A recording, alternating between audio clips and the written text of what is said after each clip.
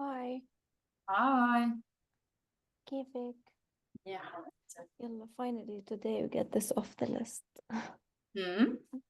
Finally today we get this off the list. يا.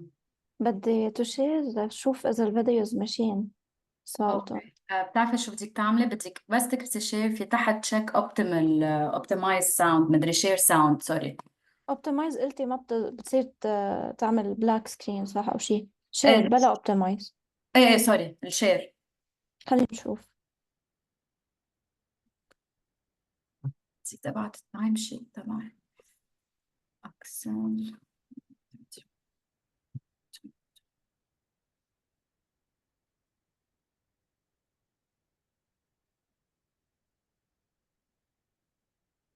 Okay. يوجد في منطقة الشرق الأوسط وشمال أفريقيا. Can you hear it well? يا Okay خلص. yes I need to send the time sheet completely instead.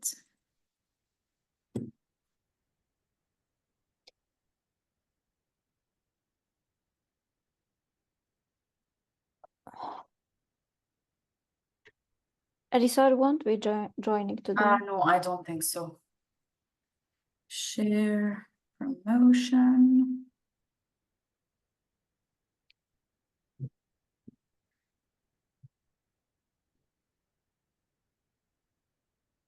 غيرت شيء بس ما لحقت أعملها بهاي صورة رح شيله. أوكي.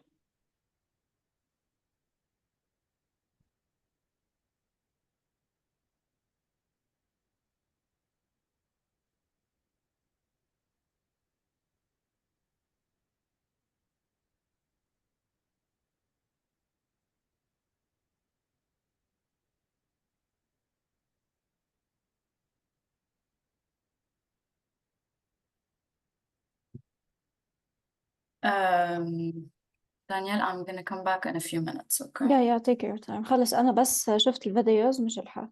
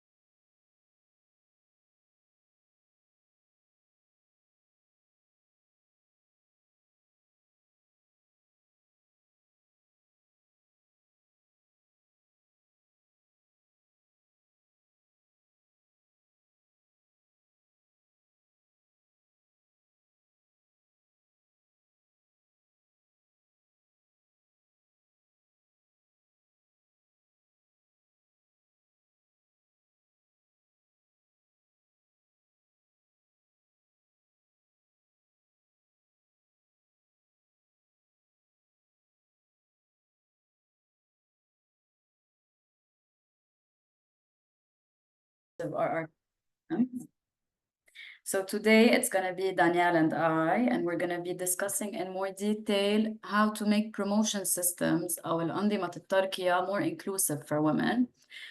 For many of you, this might not be something that you consider now. لأنه a lot of you are still in university, a lot of you have just started your employee journey.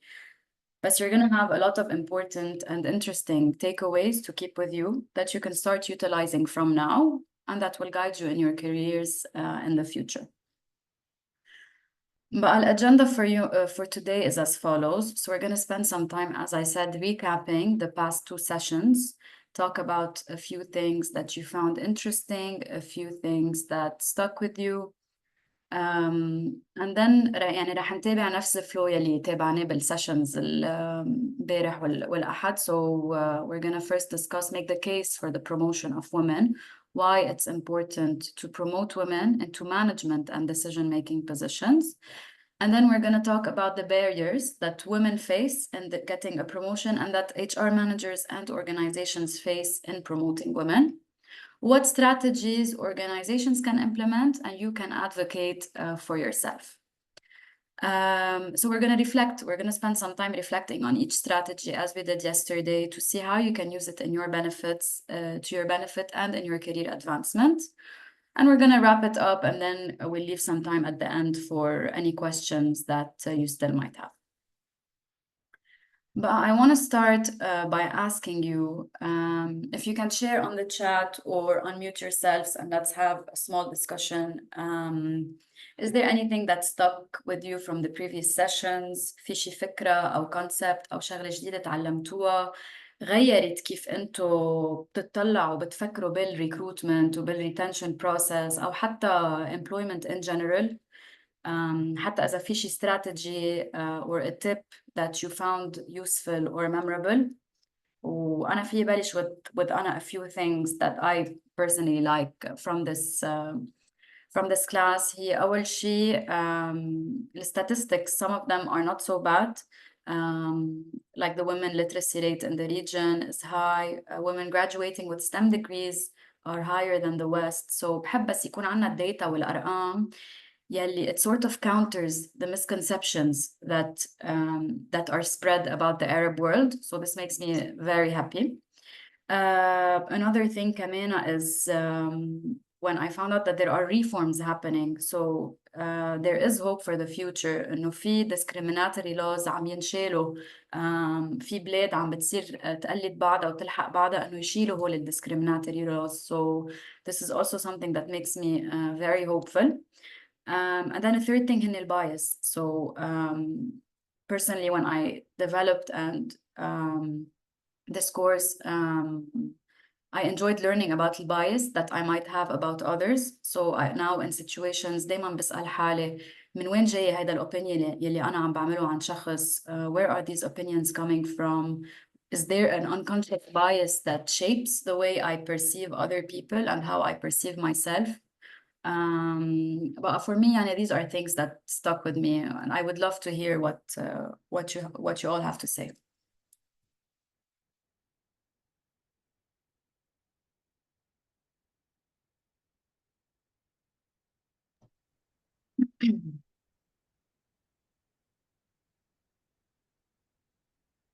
So nothing interesting, nothing you learned that's new. I'll start with something. So something that really stuck with me was, for example, that it would take us 115 years to close the gap between women and men. So initially we think that we're doing well, you know, like you look and you remember like the old generations and you say, "La, we're doing way better." No, we're not, not really. We still see women, they're bombarded by unpaid care work. That's something we learned here. Unpaid care work, how much this is limiting women at some point because they're not getting the support they need. Something else to look at is that it's not always to blame on societal beliefs and so on. We have a lot to do here, like changing our mentality, even us as women. Like it's not always about men having these biases and so on. Even us women internalize such biases, and we have a role and we are responsible to raise awareness, to even work on ourselves to change these beliefs. And definitely we saw that organizations are responsible for all this, for this change. We need to see organizations doing something about this. I want to ask here, does any of you remember قد ايه نحن بنشوف يعني for example out of 10 عراقي women, do you remember قد ايه نحن بنشوف بفوت على الجوب market? Does any of you remember? It's something shocking as well. Out of 10, how many enter the job market?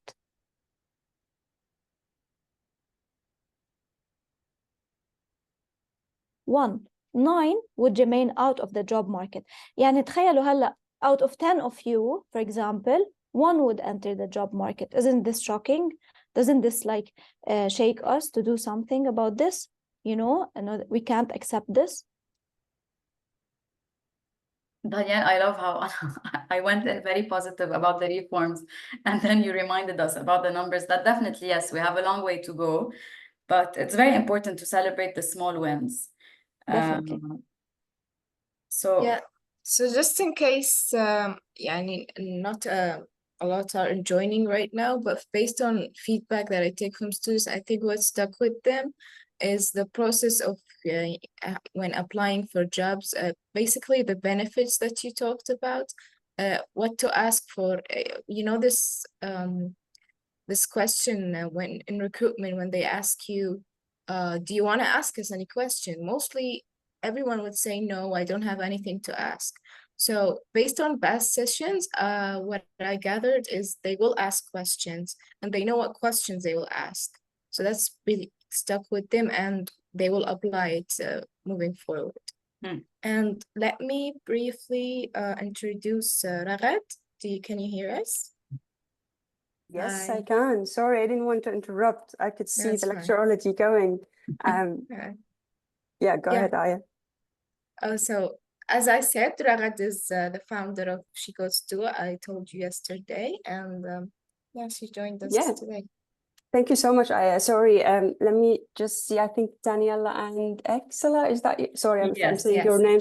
Yes, Good. Axel. Yeah, I keep meaning to come and say hi, both of you, but it's the timing. It's time difference here, and sometimes. No worries at all. Lovely having you with us today. Oh, thank you so much. It's lovely having both of you. I keep hearing all of the good feedback. I could see the chat and people are excited, students are excited to your lecture. So I would like to say thank you so much for being with She Codes Too. It means a lot to us to have your community. We have similar goals, and it's really amazing to hear what you're working on and to have the opportunity to talk with She Codes Too community. So it's amazing to have you, and thank you so much. It's our pleasure to be here. It's our pleasure to be here, really. Thank you so much. Please feel free to go on. I don't want to take your time in the lecture. So I'm just going to go over some of the main points that we discussed in the recruitment and in the retention session. So for recruitment, we covered what it meant, the different benefits of hiring women, but we also saw that the process may not as clear-cut as you would think it is. So as women, we will face, and we do face, plenty of barriers when applying for a job and going in the process of actually being selected. Well, these barriers come in the form of different stereotypes, as well as structural barriers, yani something in the system and in the process that's in place. This is what we mean by structural. But women can face things like a pro-male bias, where men are preferred generally, and we saw that a lot of you shared your experience, especially when working in such a gendered industry, that there is a male preference for certain roles.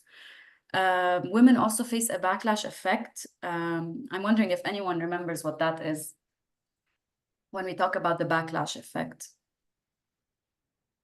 You can type it in the chat if you want.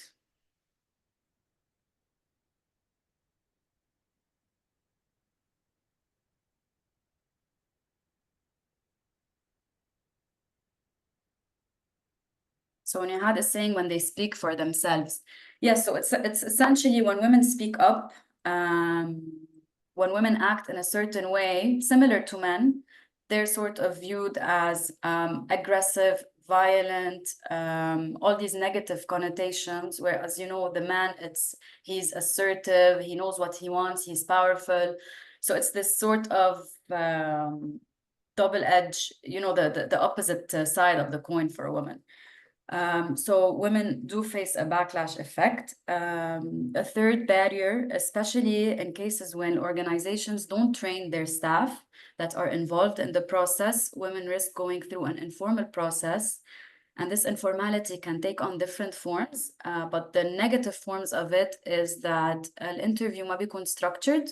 You're asked questions that are unrelated to the job.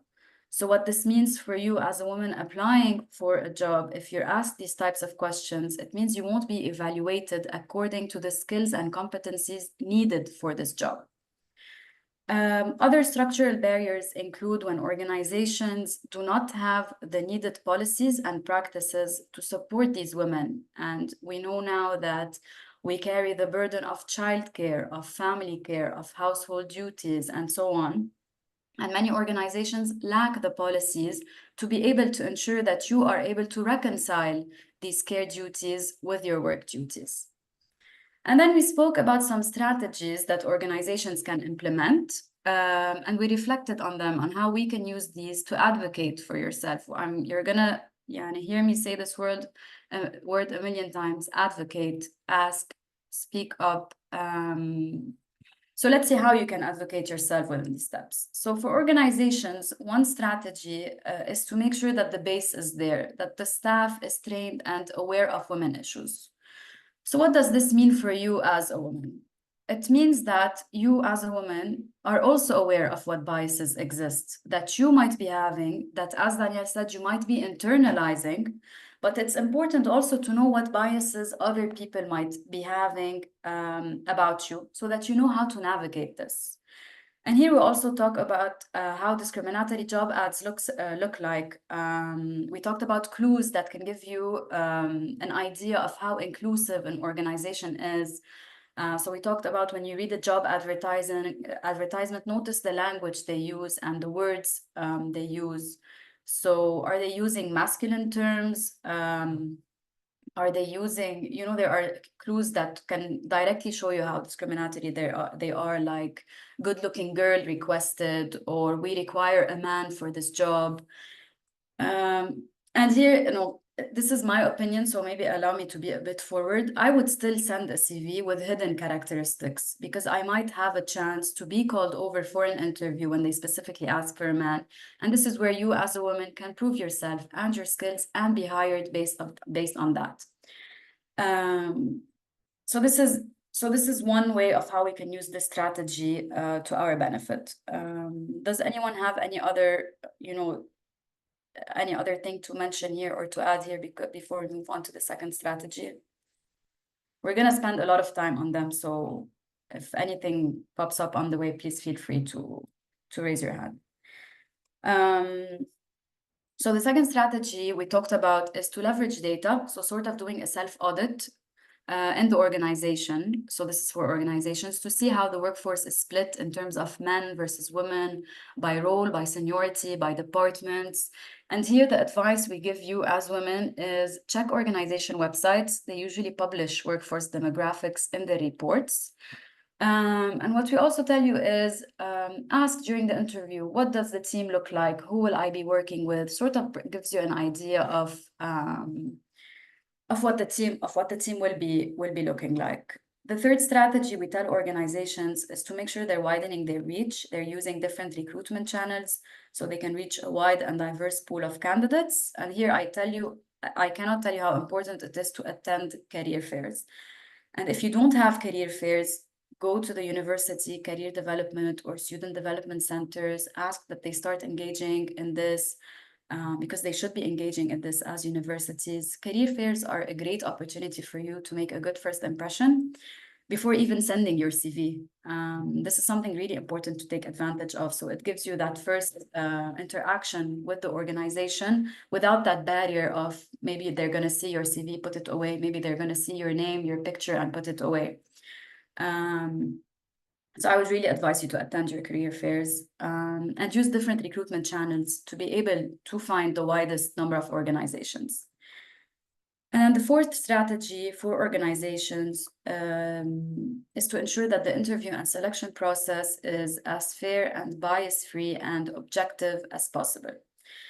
And from this training, I would say that a key takeaway for you is that you now have an idea and you know what a fair interview looks like. And you're going to know when you're being subjected to a discriminatory process. So be aware of the types of questions you're being asked. Are they directly related to the position you're applying to? If they're not, do not be afraid to calmly redirect the conversation to the job you're being interviewed for. So here I'm going to remind you that I was once asked, it was a question related to creativity, and they asked me, remember my favorite color of nail polish, so they can better assess me. But I redirected them. I caught on that this was a question maybe related to creativity, but I would like a better chance to answer if they would give me something directly related to what I was going to be doing on the job. So I would tell you, redirect these questions. And then again, here I insist on removing all identifiers from the CV, your gender, your personal status. I would personally also remove the hobbies, for example. And then the fifth strategy is closing the pay gap. which is also very important. Organizations need to make sure they offer equal pay for equal work. It's important to negotiate. Do not be afraid to negotiate and ask for high salaries and push for what you think you deserve. I'm not going to lie to you. I'm not going to sugarcoat it and say that you're going to be paid equal to men. We can't know that. We have laws working against us. We have data showing us that even in the best country, the gender pay gap is 0.99. So even when men are being paid $1, women are still being paid 99 cents compared to that. And we have stereotypes and biases that men deserve to be working more because they have families relying on them. So we have all of these things working against us. But if we should take anything from this is don't be scared to negotiate and to, again, advocate. And then finally, one last strategy on inclusive recruitment processes in organizations is ensuring that the structural protections are in place. So ensuring that there is a process that employees can go through that offers privacy and anonymity. And here ask what policies are in place, check their websites, because sometimes they would have their policies posted, and never underestimate the fact that if you have supportive colleagues around you, this would also create an environment of safety. So if there are no policies, and most of the time there aren't, especially when related to harassment and such sensitive issues in the region, that doesn't mean that the workplace is unsafe. So, we know from our research, from interviews we've done with hundreds of women, that most of the time sense of safety comes from the environment itself. So does anyone have any other question here before we move on to retention?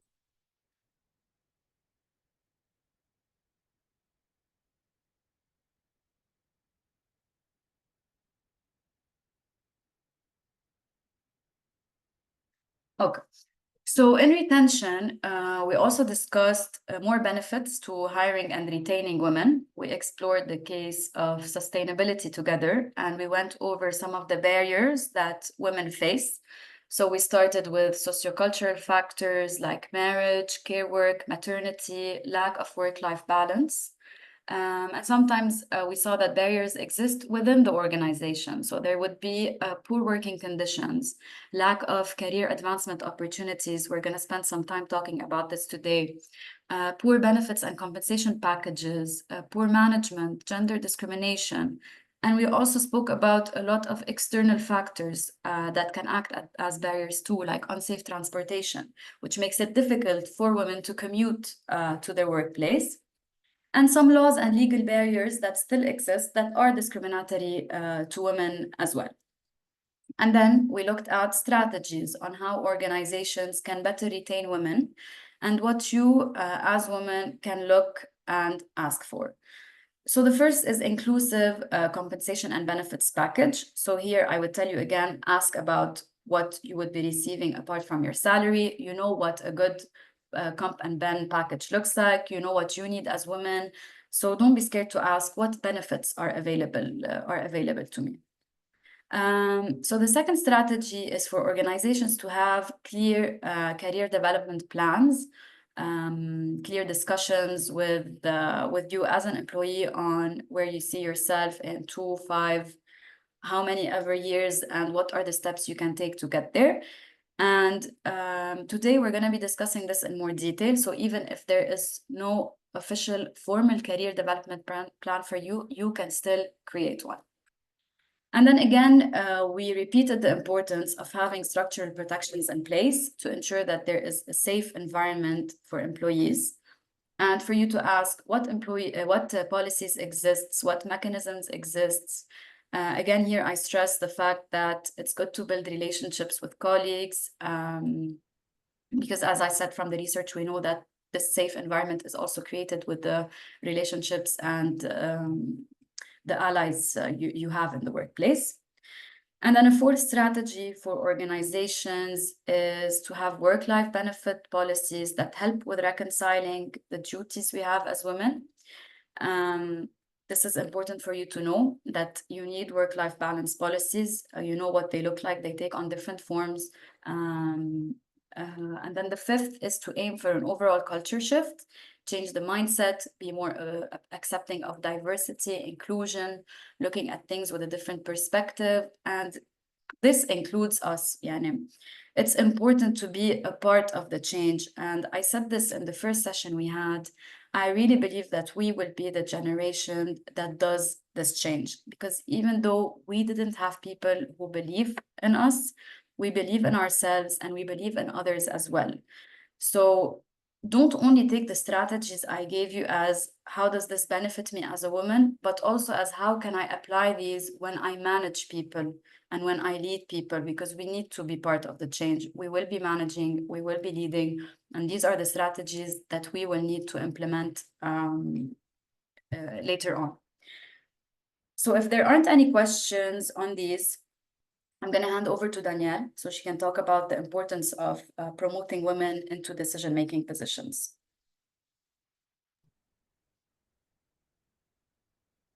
Okay, so now thinking, خليني بس to share my screen.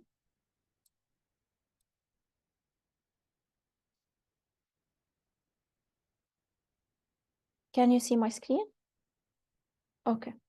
So now making the business case for diversity and inclusion in leadership positions. So نحن عم نشوف ليكون في عنا تنوع وشمولية بترقية الموظفين على مناصب قيادية. Okay, so first we start by trying to understand why promoting women. ليه نحن ترقية المرأة لمناصب قيادية هو شيء مهم. Let's zoom in together. A major part of empowering women in the workplace is having women in such leadership positions and supporting women to reach these leadership positions. This helps the organizations on many levels, بس مش بس it helps the organizations, it also contributes ليصير في عنا اقتصاد أقوى وأكثر شمولاً. Okay, so there were several studies here conducted and have shown how much organizations gain by including more women in leadership positions. So we'll start on that level, on the business level, why it's important for organizations. First, for better decision making. So when we have تنوع وشمولية ولما نحن نشمل النساء ب decision making roles و leadership positions, this allows for more diverse and richer perspectives. So رح يصير عنا وجهات نظر, أساليب متنوعة, خبرات متنوعة, and hence this will allow having, for example, more comprehensive, more fruitful ways of analyzing. So لما نكون عم نحكي عن التحاليل, تعامل مع التحديات, الفرص, etc. So هيدا رح يصير في perspective متنوع أكتر and richer, and hence it will lead to better decision making. Second, we're going to talk about how the organization gains from putting women in leadership positions through better performance and profitability. So companies with women leaders tend to perform better than their competitors, and this is a result of having more diverse talents and making decisions that reflect a wider range of customer and employee perspectives. So إذا نحن بنجي بنفكر بكل شركة أو منظمة عنا في تنوع بالزباين أو بالعملاء يلي بيكونوا موجودين, بنشوف نساء, بنشوف رجال, بنشوف ناس من خلفيات متنوعة اجتماعية اقتصادية etc. بنشوف ناس من ديانات مختلفة etc. So لما يكون في هذا التنوع موجود كمان بالموظفين, هذا الشيء بيساعد المنظمة على أنه يكون في وجهات نظر مختلفة, يفهموا أكتر الامبلويز على الكاستمرز, وهذا الشيء حكينا عنه امبارح إذا بتتذكروا. وبالتالي هذا الشيء بيعكس أنه يصير في تلبية لاحتياجات الزباين اللي بتكون متنوعة, and hence it affects أنه يصير عنا more customer satisfaction, بيصير عنا أكتر أداء أفضل أو better performance للorganization, and this affects also or increases the profitability أو الأرباح of the organization. Danielle, you want to تغيري السلايد? No, I'm still bad now. We're going to talk a lot about this, okay? So we're here, better performance and profitability, okay? And here, ILO studied around 13,000 enterprises across 70 countries, and it showed that companies are 18.5% more likely to have better business outcomes if their boardrooms أو مجالس إدارتهم كان فيهم 30 to 39% of women. So research also proves this more and more. Now, moving on to improved valuation and growth potential. So as we said, when we have more women in leadership, this is highly correlated with improved organization performance. So أداء المنظمة عم يتحسن, and this contributes to higher valuation, so higher and higher worth of the organization in the market. يعني بتزيد القيمة للمؤسسة بالسوق, وهذا الشيء بيزيد من النمو المستدام or sustainable growth. Now moving on, other ways in which the MENA companies can gain from having competent women at the board level is through the skills and perspectives. So when we have different skills and perspectives or diverse approaches, بيصير عندنا different approaches to problem solving that come from these diverse backgrounds. Okay, so لما يكون عندنا مهارات ووجهات نظر مختلفة, هذا الشيء رح يخليهم يكون عندهم perspective مختلف لحل المشاكل, لأنه هن من خلفيات متنوعة. وهذا الشيء بيأثر على efficiency, بيزيد الأرباح, بيزيد something called ROE, which is return on equity أو العائد على حقوق المساهمين, which is the company's net income divided by its shareholders' equity. And finally, companies with women at leadership level also has been shown to take less unethical and less corrupted decisions. So بنشوف أقل أشياء غير أخلاقية أو فاسدة أو قرارات هيك عم تتاخد. Now, moving on to the statistics in business and what they show that only أنا ما بعرف إذا السلايدز من عندي عم بيغيروا. Yeah, me too. Yeah. Yeah. What slide do you see? The case for, it's still the case for the promotion of women. We couldn't see the next one. It's stuck on the case for The blue promotion of slides, the women. cover تبع السكشن. Okay. خلينا to stop sharing and share again. Yes, please. لأنه عندي it doesn't show.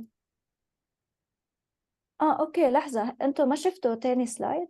لا, that's why I was telling you to switch slides. أنا حسيت معلق عندك.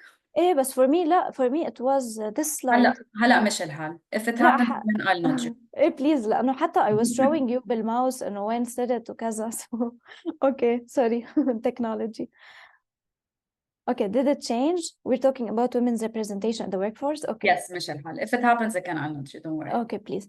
So now looking at the statistics in business and what they show that only 10% of Fortune 500 companies have female CEOs. Imagine, only 10%. And when we compare how much women are represented in leadership positions versus قد ايه عنا women بالworkforce, we see that الحصة الإجمالية للنساء بالمناصب القيادية والمناصب العليا مثل لما نشوفهم as directors, vice presidents, C-suite roles, for example, مدراء تنفيذيين, أصحاب مناصب ورتب عليا, etc. This is only 32.2%, and this is 10% lower than women's overall representation in the workforce, which is 42.2%. So we saw earlier that the problem is not with education. Remember, we talked about this. So we see that women are getting educated. However, the problem is that less women are joining the workforce. And what's even worse is that we see even way less women given leadership positions. So looking at this graph, we see a gap between the percentage of women in leadership and that in the workforce in most, if not all, industries. We see a bigger gap in industries like real estate and healthcare services. And I know we can't relate a lot to this graph because, you know, they are global numbers. So ours are way worse. So these are global numbers, they're relatively good. And what we see is good is more gendered industries, but the male-dominated industries are not good. So in general, women remain unable to reach or get promoted to leadership positions. And on this matter, SAWI tracked through the KIP index local employer policies and practices. So كنا عم نشوف شو هي السياسات والممارسات يلي اتخذوها أصحاب العمل كرمال يدعموا التوظيف، الاستبقاء والترقية of women across sectors. And since you all come from STEM, we will view our results from STEM. So in the STEM sector, employers not only seem to hire fewer women into management positions, يعني عم نشوف أقل نساء عم يتوظفوا بالمناصب الإدارية، بس even worse لما يكونوا they're hired into these management positions, they're only hired into first and mid-level positions. So عم نشوف نساء أكثر بوظائف بيكون مستواها الأول أو متوسط. So for example, you're more likely to see women who are programmers, developers, engineers, biologists, etc. in entry-level jobs. So وظائف بيكون للمبتدئين بدل ما نشوفهم بمستويات عالية و senior level positions.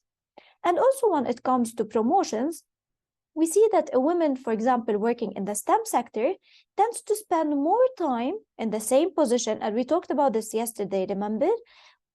She spends more time in the same position without promotion opportunities.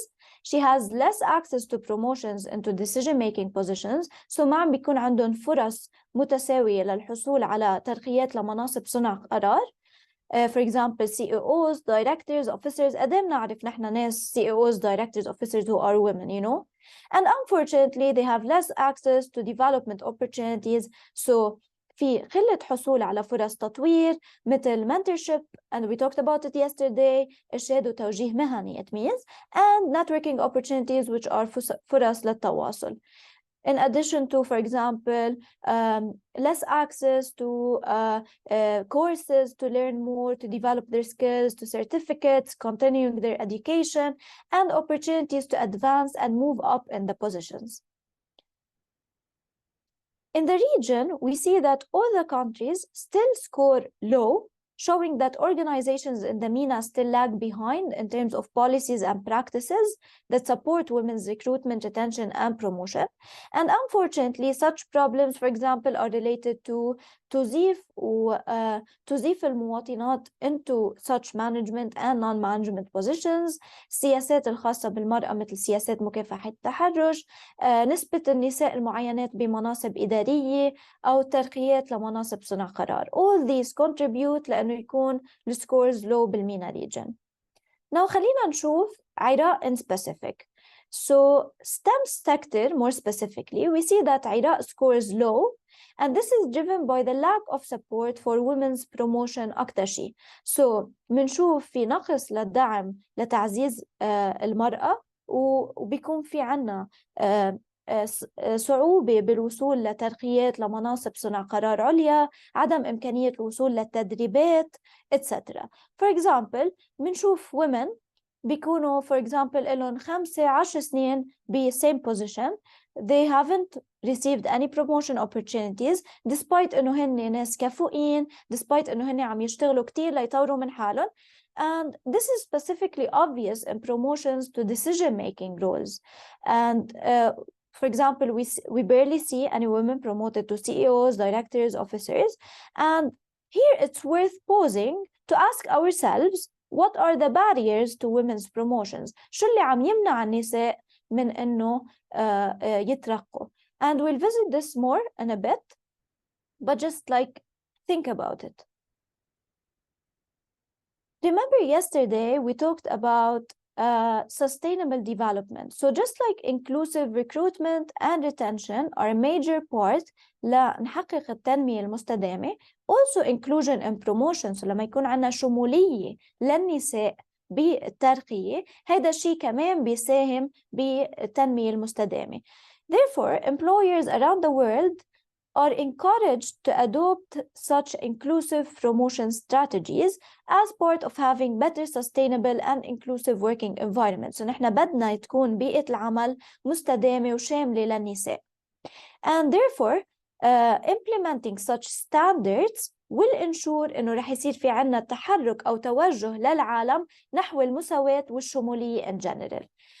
As we discussed in retention, we discussed the SDGs. If you remember, what are the SDGs? They are أهداف تنمية مستدامة or Sustainable Development Goals. They are 17 goals that were put by the UN in order to achieve تنمية مستدامة اقتصادية بيئية واجتماعية and hence to contribute to a better world. Okay? So two of these goals we're focused on achieving equality يعني مساواة بين الرجل والمرأة، تمكين النساء والبنات and reducing عدم المساواة أو inequalities. The fifth goal is focused on 1. Seizing أو stopping discrimination أو التمييز against girls and women anywhere and in any form. 2. Ensuring that in public, political and economic domains, women have access to equal opportunities to reaching leadership decisions. 3. Empowering all girls and women. 4.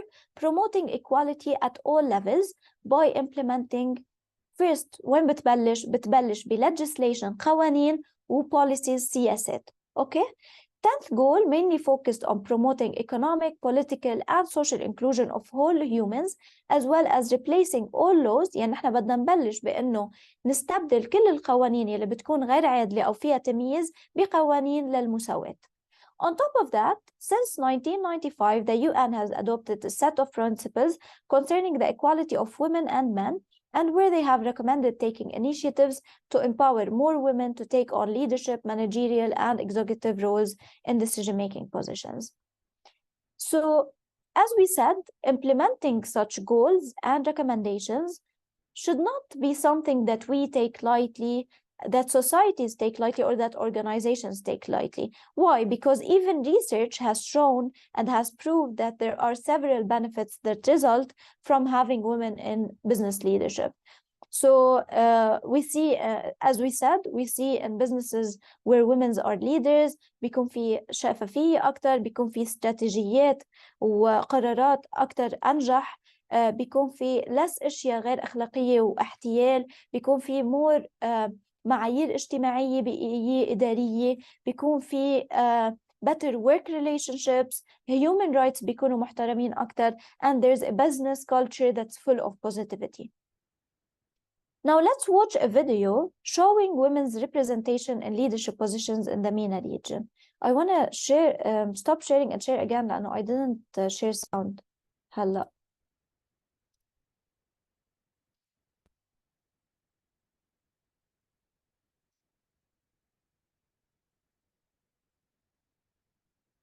يوجد في منطقة الشرق الأوسط وشمال إفريقيا نسبة منخفضة جدا من النساء في المناصب القيادية بمعدل 11% مقارنة بالمعدل العالمي البالغ 27.1%. إذا نظرنا عن كسب نلاحظ أن نسبة تمثيل المرأة منخفضة في المناصب المتوسطة والعليا والقيادية. وفقاً لمؤسسة التمويل الدولية، يهيمن الذكور على معظم المراكز في الملكية والإدارة العليا والموظفين بدوام كامل.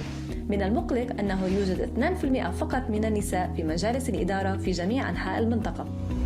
يمكننا تغيير هذا الاتجاه بصفتنا صانعي قرار في مجال الموارد البشرية من خلال بناء سياسات وممارسات ترويجية شاملة التي تراعي دور المرأة في التطوير المهني وتسمح لها بالحصول على ترقيات. ومن خلال ذلك فإن إبرة الإحصائيات المقلقة ستتحرك.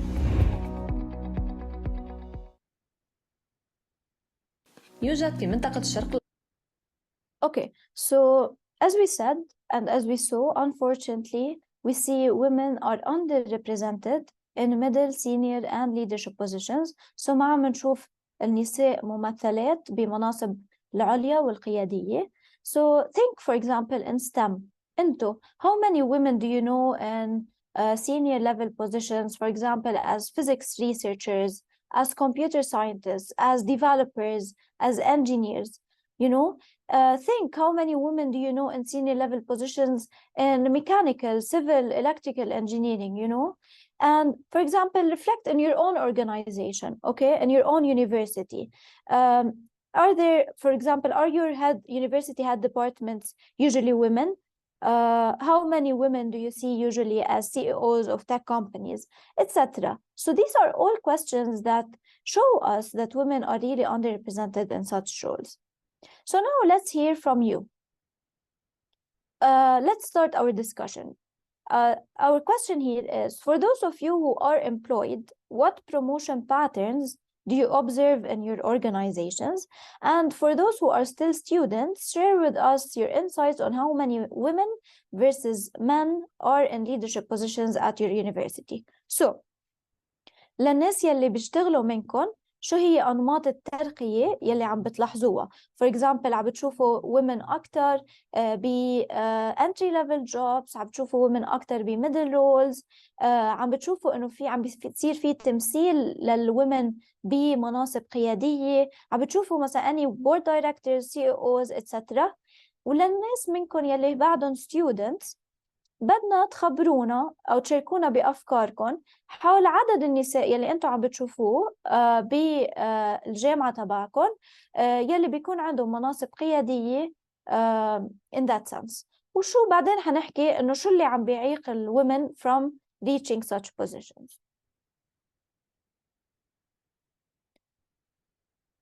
Any employees, students? Yes, أمنية.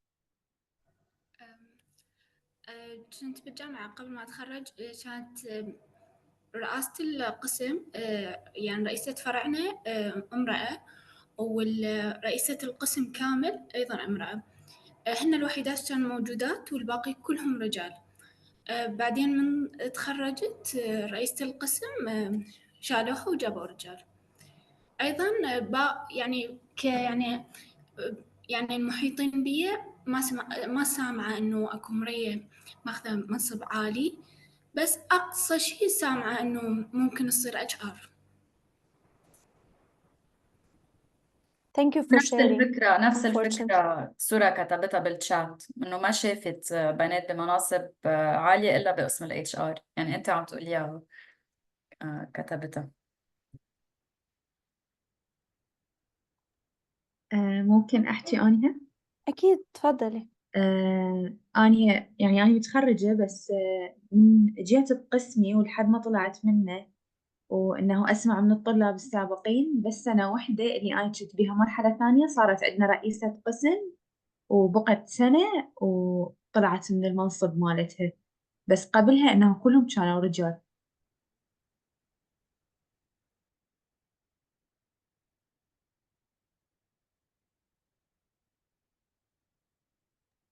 So it's a pattern that we're gonna observe. بفتكر كلنا رح يكون عنا نفس الجواب على هذا السؤال. طب what do you think in that sense هن العوائق يلي عم بيكونوا موجودين؟ What is preventing women from being in such leadership positions? Is it المجتمع? Is it what?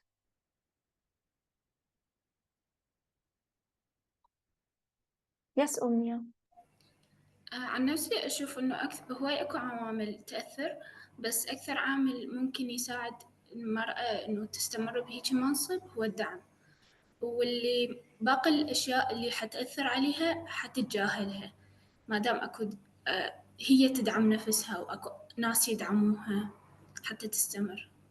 Very important. وإذا ذاكرين نحن حكينا عن هذا الشيء كمان امبارح، إنه نحن ما لازم نفكر for example إنه أنا إذا تزوجت أو صار عندي أولاد أنا I want to be able to balance. لا، أنا بدي أفكر كيف I will be able to balance.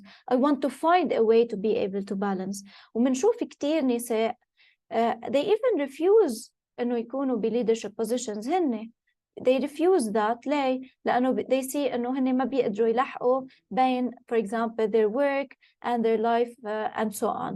So here when we have the suitable and the needed support, then we will be able to do it. So now yes. Go yes, ahead, yes. Tanya. لا لا كملي go ahead. أنا. فكرتك ماني إيش I want to move on to barriers إذا بعد ما في شيء ينقال. So أنا حبيت أحكي عن أوقات الباريرز ما بيكونوا gendered. يعني هلأ سورة عطيت أكيد الفكرة النمطية plays a big role، إنه البنت ما رح تقدر، هيدي الفكرة النمطية اللي عندهم إياها إنه عندها مسؤوليات بالبيت وما حتقدر تعطي لشغلها وكل هولي أكيد. بس كمان مثلا أنا إذا بتطلع من حالي وشو الباريرز تبع البروموشن تبعي يلي that I'm facing، وهيدي شوي بنشوفها بالريجن، انه اوقات ما في مناصب تروحي عليها. يعني اذا كنت انت رجال او كنت مرة ما في مناصب. الشركات خصوصا نحن عنا بالريجن شركات صغيرة، يعني بيكونوا flat hierarchies. يعني حتى اذا I want to get promoted بقعد افكر انه what is this position that I'm gonna be promoted to.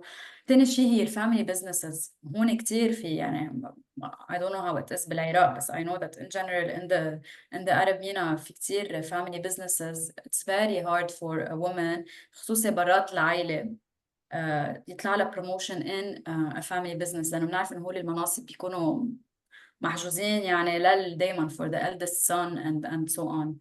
So these are two personally يعني non-gendered barriers that you can still face. Exactly, and we'll tap into each one of these. حدا بيحب يزيد شيء؟ حدا عنده سؤال قبل ما ننقل للباريرز؟ Okay. So as we've seen, there's something في عوائق عم يمنعوا النساء من إنه يوصلوا ل leadership positions أو من إنه يترقوا. So شو هن هودي الباريرز؟ رح نحكي عن barriers أو عوائق على مستوى المنظمة، رح نحكي عن عوائق خارجية اجتماعية وثقافية، ورح نحكي عن عوائق سياسية ومالية، وأخيراً رح نحكي عن عوائق تنظيمية أو structural. So starting with the organizational barriers أو العوائق على مستوى المنظمة. We found based on the KIP, so based on employers' reports of policies and practices, and based on the lived experience index, so based on women's experiences, that in general, promotions in the MENA region lack transparency. So نحن ما عم نشوف في شفافية بعملية الترقية بالمينا region. عم نشوف a lot of nepotism, so محسوبيات, واسطة, connections. You need connection. A lot of women say we need connections لنقدر نترقى. And here we quote one of the women from Jordan. She states, whenever you do get a promotion in Jordan, it's usually because you are acquainted with the manager and not based on your performance. Another woman saying the evaluations are sometimes not fair or not done properly. They don't tell the employee what are their mistakes. They should inform them of their mistakes and tell them how to improve. So here we see that promotions in the MENA region are unfair. The process you go through is not clear or transparent. We see biases, we see favoritism, واسطة. So it's not a process where they fairly evaluate. يعني هن بيجوا بيشوفوا انتو your performance شو أدائكم شو كفاءتكم and then based on that إذا بيشوفوا إذا you deserve a promotion. That's not the process that is happening mainly and mostly. And also here, what Axel talked about, we see that there are not enough senior positions or opportunities for promotions.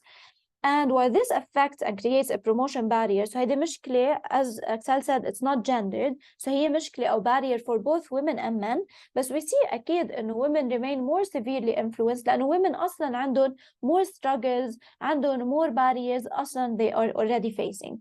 So we see also that more training and development opportunities are offered to men. وعم بيصير في تمييز. Women are not getting equal training and development opportunities, probably لأنه بيكون for example عندهم other responsibilities مثل marriage, having children, especially هيك. So for example عنا let's imagine عنا رجل ومرأة اثنيناتهم they're competing بالorganization, اثنيناتهم بدهم يحصلوا على ترقية and they're working for it. So for example the woman is married, she cannot attend كل the trainings that she needs. ليه؟ لأنه the trainings are done after working hours, let's say, and she has a lot of responsibilities, she cannot attend after working hours. Same women رح يعتبرها المانجر. وهون I want to focus on something.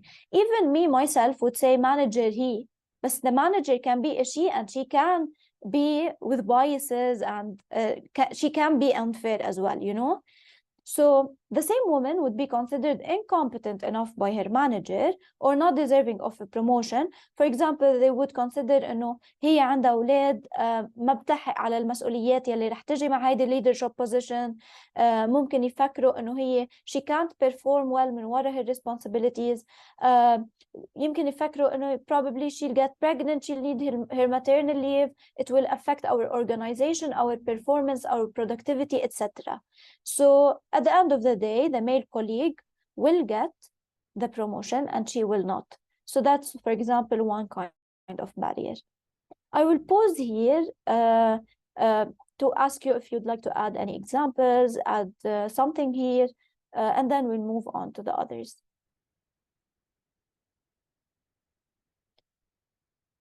Do you have any examples? Do you know any women who were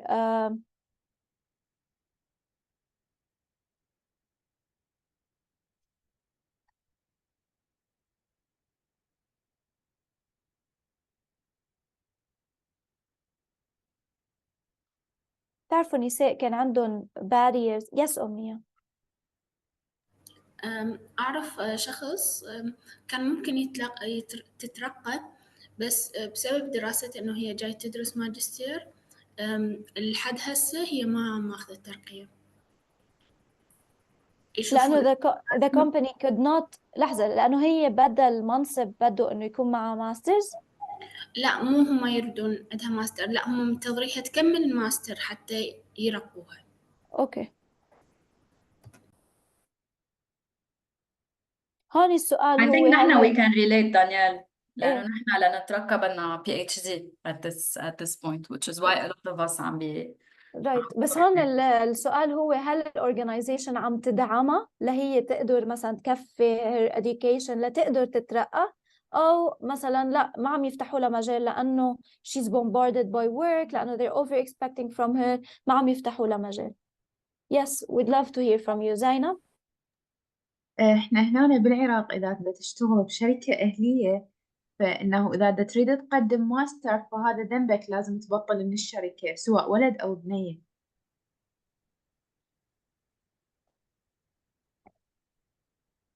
أنا هواية شايفة examples يعني واقعية، إنه أكثر من يعني رجل راد يقدم على الماستر، من راح قال لهم بالشركة أنا إذا أقدم على ماستر قال له لسلم الشغل مالتك الشخص ثاني، يعني إنه قدم استقالة. حتى للرجل. أي.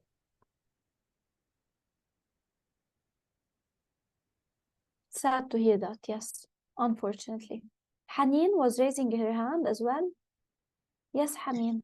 اي احنا هنا اذا كانت اهلي فاي انت تختار انه اذا تريد تكمل دراستك فمعناتها حتعوف شغلك، اذا ماكو يعني مساعدة او هيك شيء. يعني اني هسه اني مثلا بس هذا بس بالبوت كامب انه قلت له بس استأذن بس يومين يعني بالاسبوع بس حتى احضر المحاضرات، يعني يعني قليل قليل اعطاني مجال. هسه حتى هاي اخر المحاضرات يعني قال لي لا يعني بعد خلص انا ما مسؤول، يعني انه لازم تكملين وياي دوام، ما تقدرين تروحين تعوفين الدوام وتروحين تحضرين المحاضرات. فهذا يكون خياري اني، يا اما انه اكمل دراسة مثلا او اكمل شغل. فهي يصير مثل موضوع التحديات بالنسبة إلك، فانت تختارين يا اما تكملين دراسة هاي بالاهلي يعني مو حكومي، يا اما تكملين دراسة يا اما تشتغلين. ماكو يعني انه يساعدوش مثلا اوكي ويمشي وياك، قليل نادر يمكن، يعني ما شايفة انا. صح، كتير so ما قليل. في الفلكسبيليتي انه هن.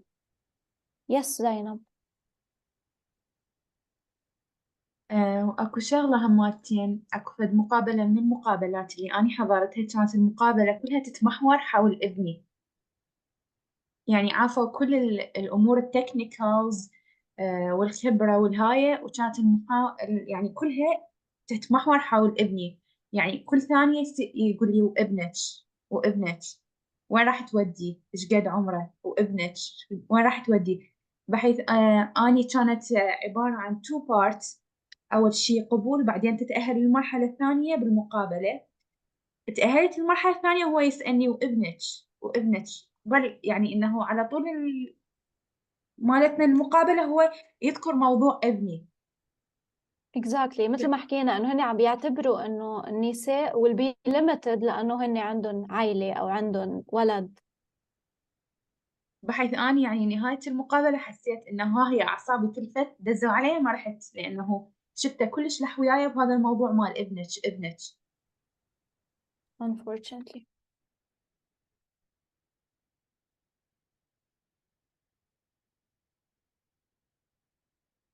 سورة عم تقول إنه أختها كمان كانت بدها تترقى بس رفضت الترقية لأنه تزوجت.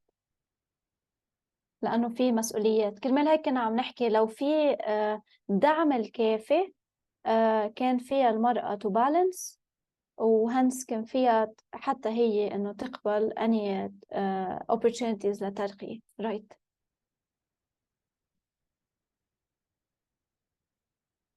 Okay. So we'll move to the others. External now and sociocultural barriers أو العوائق الخارجية الاجتماعية والثقافية. So here we see in the MENA region and more so by women في هودي الباريرز عم بيأثروا على الترقية.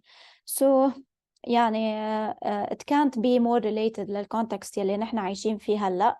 بنشوف بالمينا region قد ايه عم نعيش continuous exposure to conflicts, to wars، في كتير عدم استقرار عم نعيشه، خوف. so هيدا الشيء كله بيأثر على المرأة قد ايه هي عم بتحط وقت ومجهود لا تستثمر بمهاراتها to invest in her skills to improve and so on. And also it becomes risky for them to ask for a promotion. So اعتبري هلأ أنت بشغل بتخافي إنك تخسري شغلك for example إذا جيتي سألتي عن promotion، لأنه أنت you can't risk it، لأن أنت already عايشة بعدم استقرار and you really need your work, so you can't risk asking for something like your right, you know. More barriers facing women include the inflexibility to travel. For example في مجتمعات ما بتتقبل إنه المرأة تسافر لوحدها وما في flexibility إنه حدا يسافر معها. أحيانا في barriers مثل long working hours. بيكون في lack of options for childcare and family. مثل ما كنا عم نحكي يعني زينب بدل ما هو يجي يقول لك ايه مثلا نحن الاورجنايزيشن اذا بتحبي عنا بتأمن مثلا بتدعمك لانه انت عندك ولد، في عندك nurseries، في عندك financial support لتحطي ابنك بنيرسري for example، في عنا daycare facilities you know. so قد ايه بتفرق السبورت يلي هن بيأمنوها للمرأة بدل ما يعتبروها انه هي she'll just be limited and so on. So we see that men tend to have more flexibility for example with travel while women face lots of limitations. So as we said, you know, cultures where women cannot travel alone أو بيعتبروا إنه women cannot travel because of other responsibilities and so on. So for example be work trips they only send men، وهيدا رح يقلل يعني بلا بشكل غير مباشر رح يخلي إنه women يصير عندها limited أو less experiences و opportunities to grow compared to men and hence less access to promotions eventually. So بنشوف إنه المجتمع does not for example let's talk about long working hours. We see إنه it's easier more acceptable and feasible for men to work long working hours. Okay, you'd think ما إنه why would she ask for more working hours, but probably she is and she wants to work more, prove herself, she wants to invest more in her skills, she wants to attend more trainings, she wants to attend more workshops, yet all the responsibilities she has between work and family are really limiting how much effort and time she can put to work. And hence she might not be able to attend such trainings, to work more or longer, and hence her access to development opportunities and promotions are limited. So I'll pause here as well to hear more from you. If you have any examples, we have another slide on external and sociocultural barriers. But if you want to add anything here before we move to the other slide.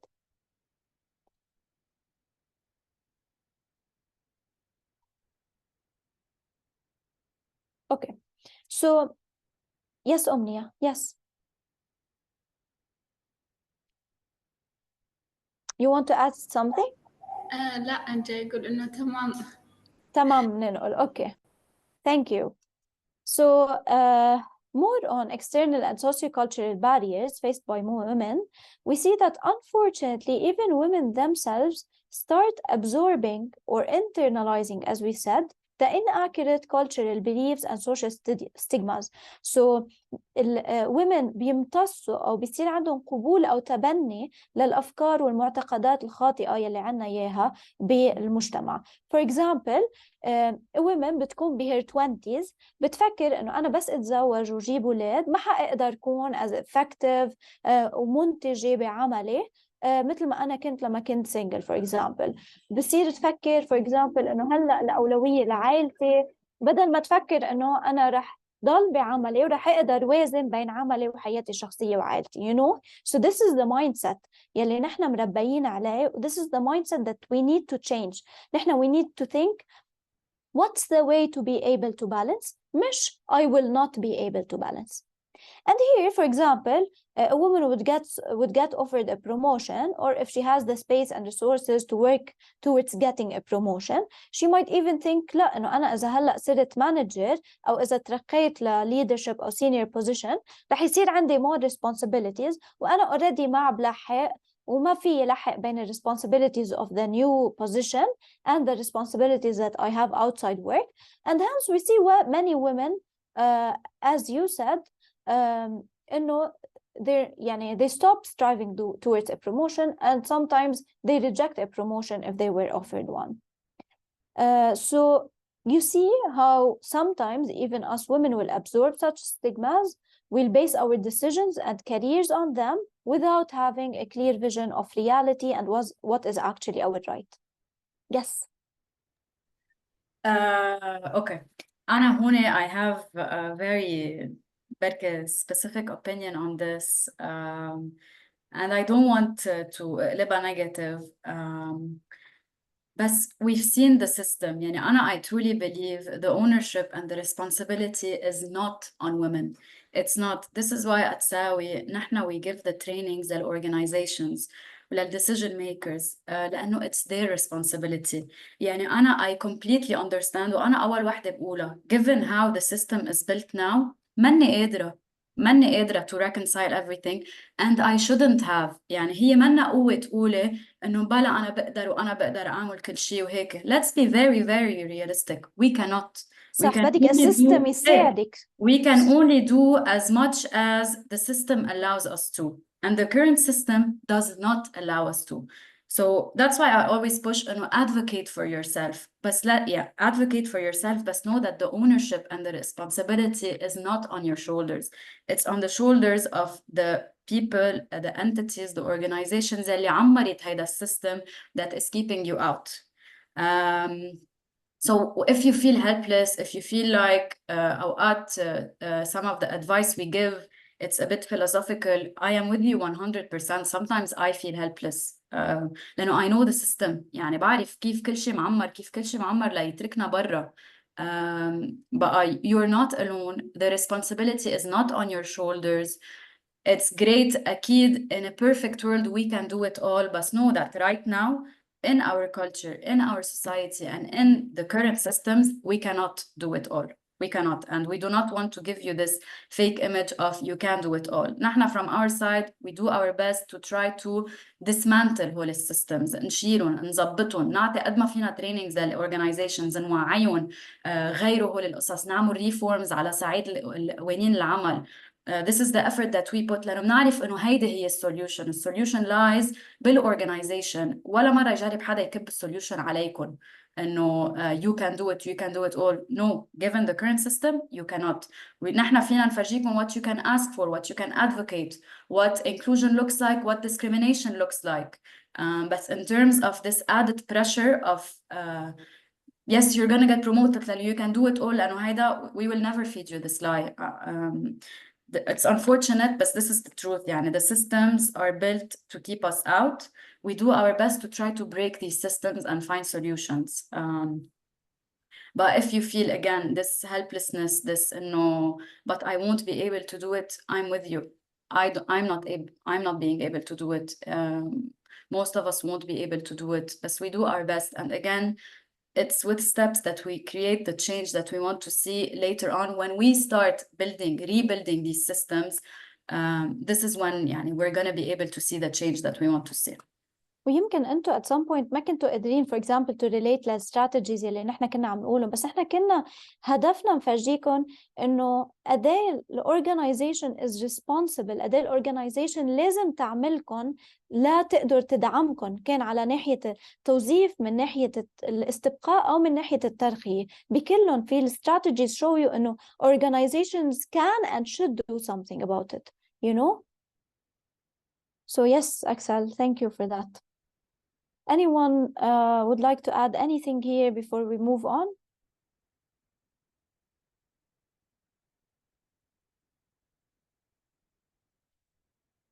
Okay, so now moving on to the sociocultural barriers أو العوائق الاجتماعية والثقافية. So also on that, we see that the culture at the company is a major factor in women's promotions. So while we see sometimes an environment where women's growth is fostered, so بيكون في مثلا environment للمنظمة تسعى لتعزيز تطور المرأة etc. بيشجعوا المرأة، بيكون في female managers عم as role models مثل ما كنا عم نحكي yesterday.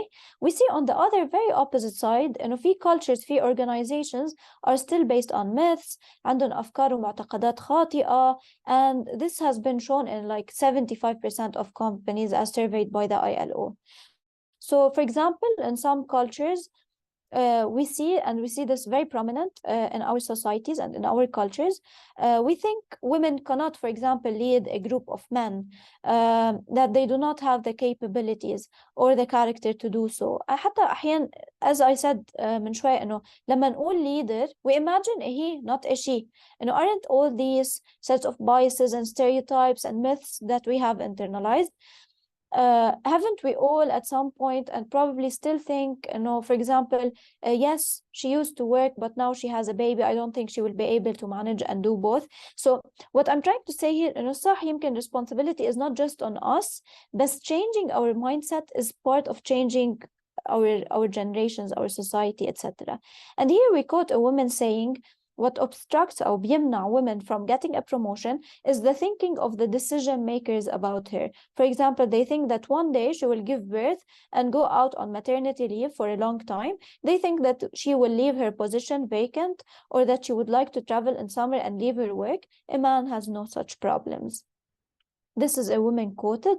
And here, that's why not think that, yes, when the right support and when the organization is responsible enough, there will be the balance, and the woman will be able to balance between both, because we have all of us have seen managers, CEOs, etc., who are women who have led and who have succeeded and balanced between both.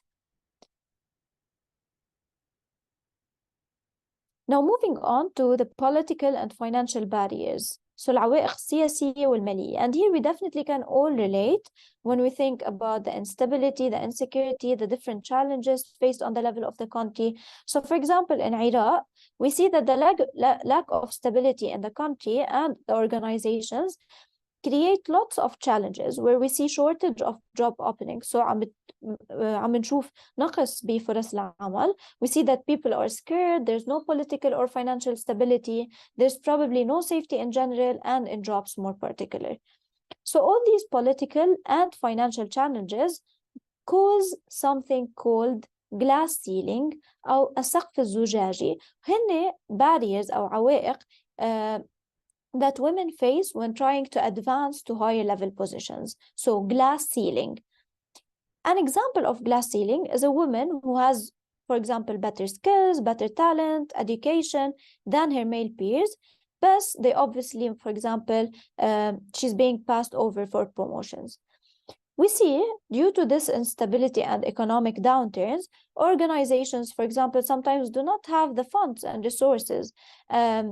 This limits trainings, mentoring programs that they offer, the reviewing and updating of policies, any networking opportunities, events, etc.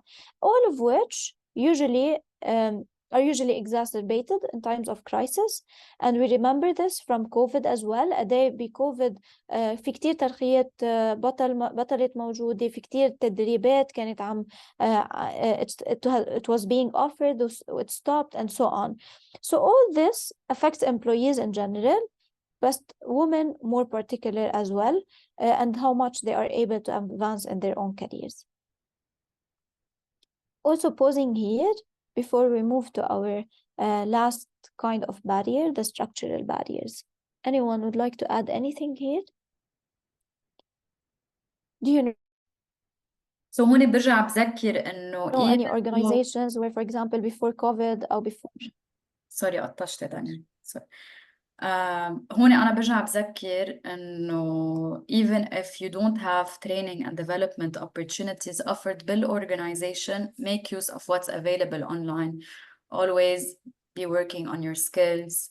هلأ بنشوف إنه حتى لو ما في mentorship program بالشركة فينا نشوف how you can develop a relationship مع حدا from your managers أو حدا بمنصب أعلى بالشركة تتعملوا sort of unofficial mentoring process.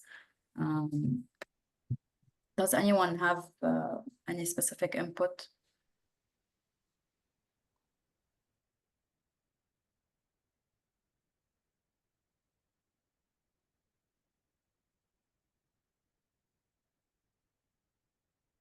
حدا منكم بيحب يحكي عن her experience بوقت الأزمات، كيف تأثرت for example any employees here كيف تأثروا؟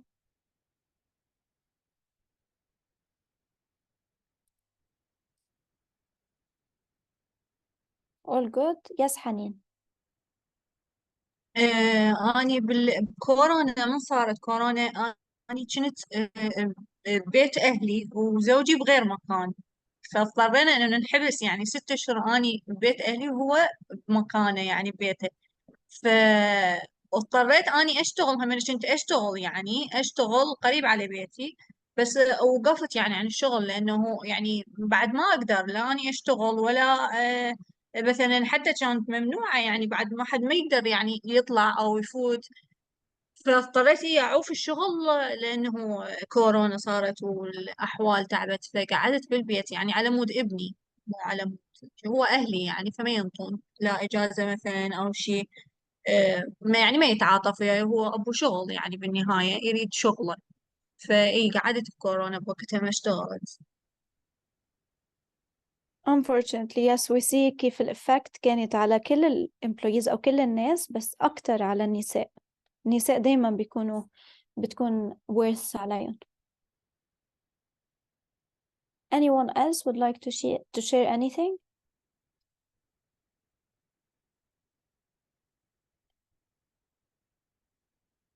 So Aya, you're asking in the chat, how can we as future leaders and managers address and overcome these sociocultural barriers? يعني أنا personally I don't know what's more difficult, the sociocultural barriers or the structural barriers. I don't know which is more difficult for us to navigate.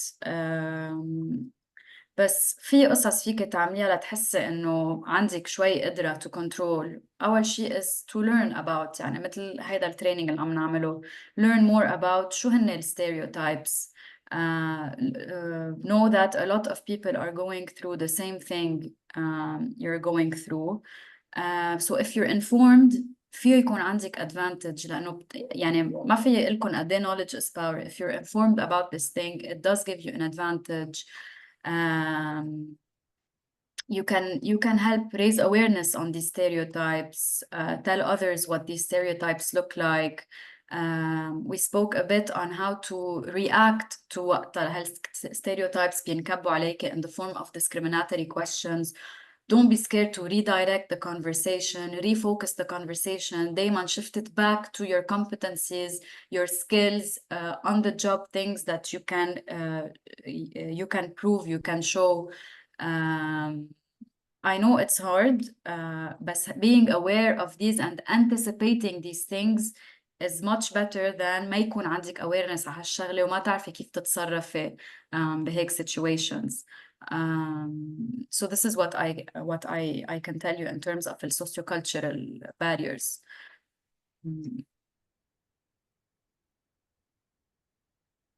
وأكيد by the way, as when we become future leaders and managers, this is how we avoid falling into this trap again.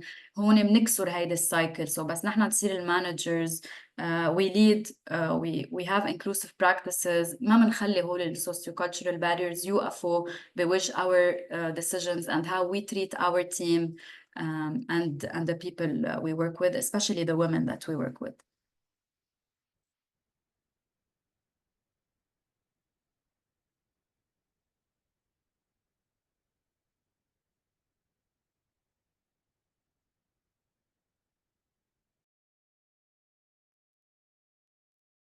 So Aya is saying our manager required us to come to work during COVID, even though the male employees were allowed to stay home and their decisions were respected, while the same consideration was not given to the female employees. Broke my heart, and it was very dangerous. It's indeed heartbreaking. It is dangerous. I mean, this is unfortunately the world, the systems, and this is what I'm talking about, the systems that are in place.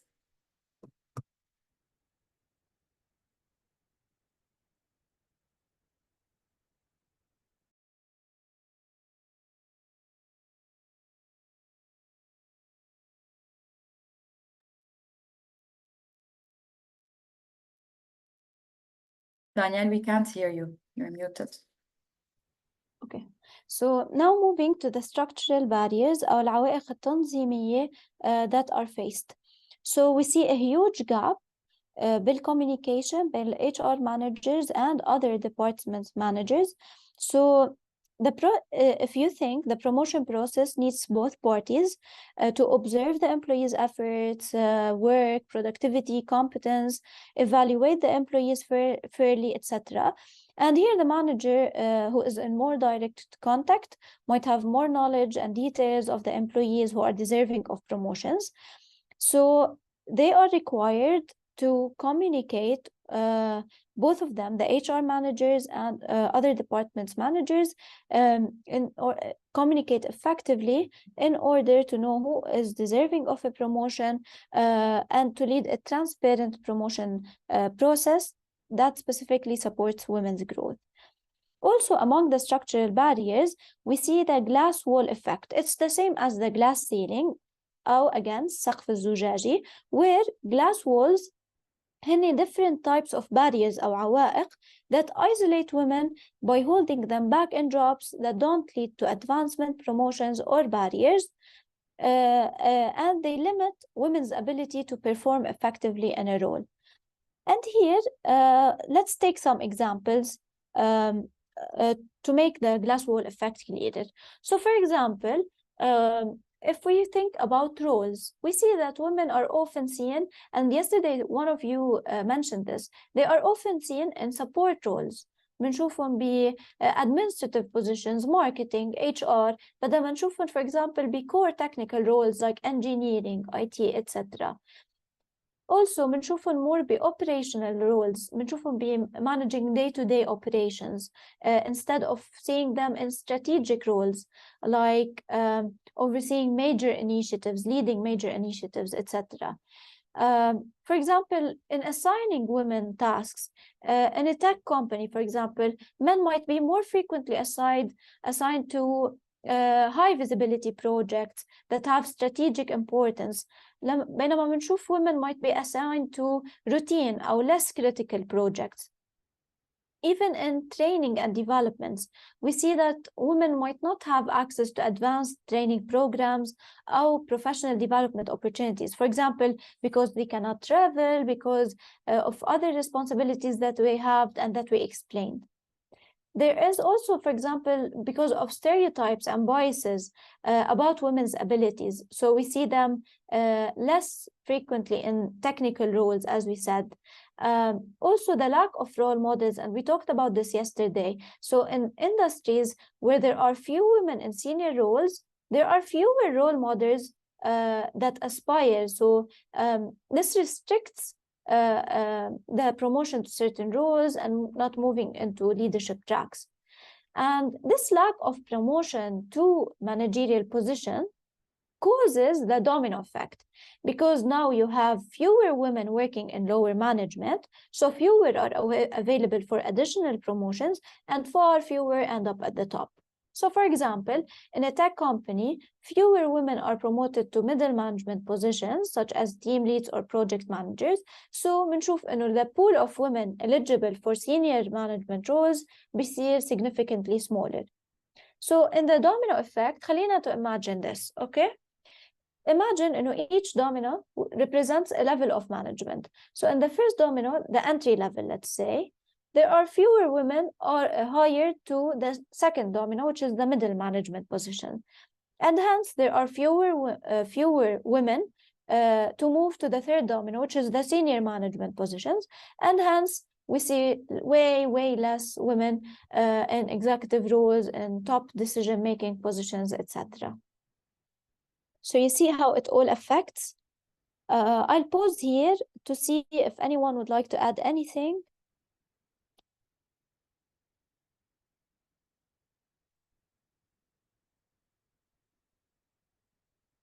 Do we have anything in the chat? Would you like to add anything?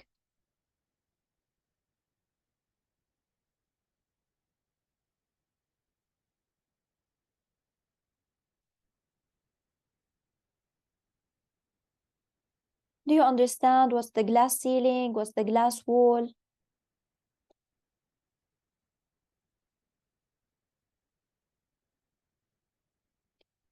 You see how women... Yes, Omnia.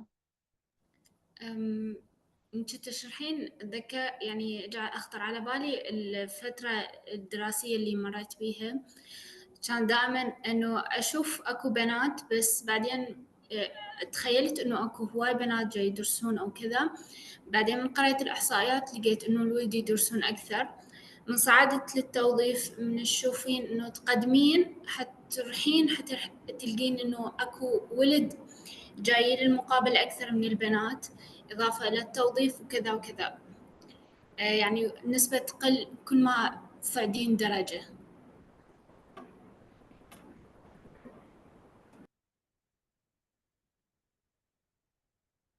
Yes, thank you for your input, unfortunately.